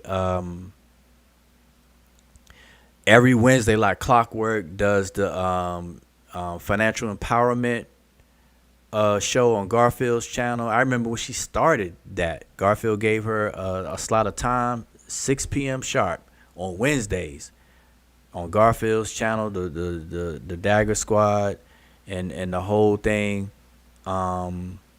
with that and stuff like that. We need to acknowledge everything, all what everybody does and stuff like that. No matter who or whatever the case is, at least acknowledge it. But what I was gonna say with Lisa, I almost lost my train of thought. With Lisa, is I had a private Zoom. It wasn't even private. It was just, I think it was a class. And in all the classes, everybody knows me as MC Iron Lung, right? So after we get through the meat and potatoes of whatever lesson it is, we always had an extra discussion. We always had like this build session, the cipher. And at one point, we got on the subject of the topic of sacred sex or spiritual sexuality or something like that. And boy, and I remember Lisa was there, and I want to say Monica was there. So Mo, if you're in the chat, do you remember that? We were talking about sacred sex and all that stuff, and then that made me had to break down the duality of being, and it made me get into the anatomy of being and all that good stuff. Yeah, it was all the ladies were on the panel, but anyway, I just remember Lisa being there, and I'm bringing this up because every now and then Lisa would like hit me up and inbox me and say, yeah, when are you gonna discuss the anatomy of being? When are you gonna elaborate on on all that stuff, man? So yeah, those are just good things. So she always pushed that, man. So anyway, so this show is dedicated to Sana Lisa, and I don't know what else to say, but I'm gonna keep rambling on. So I'm gonna have to say Shemem Hotep to everybody. And yeah, everybody be well, be safe, and put Lisa's family in your mind, even if you don't know her or whatever the case is. Just hearing what we're saying about her, just use that and just put it out there before you go to sleep and stuff like that. All right, so with that, I'm gonna say Shemem Hotep, and I'll see you all next time. I'm gonna end with a classic, the Seshu intro outro classic. But Shemem Hotep.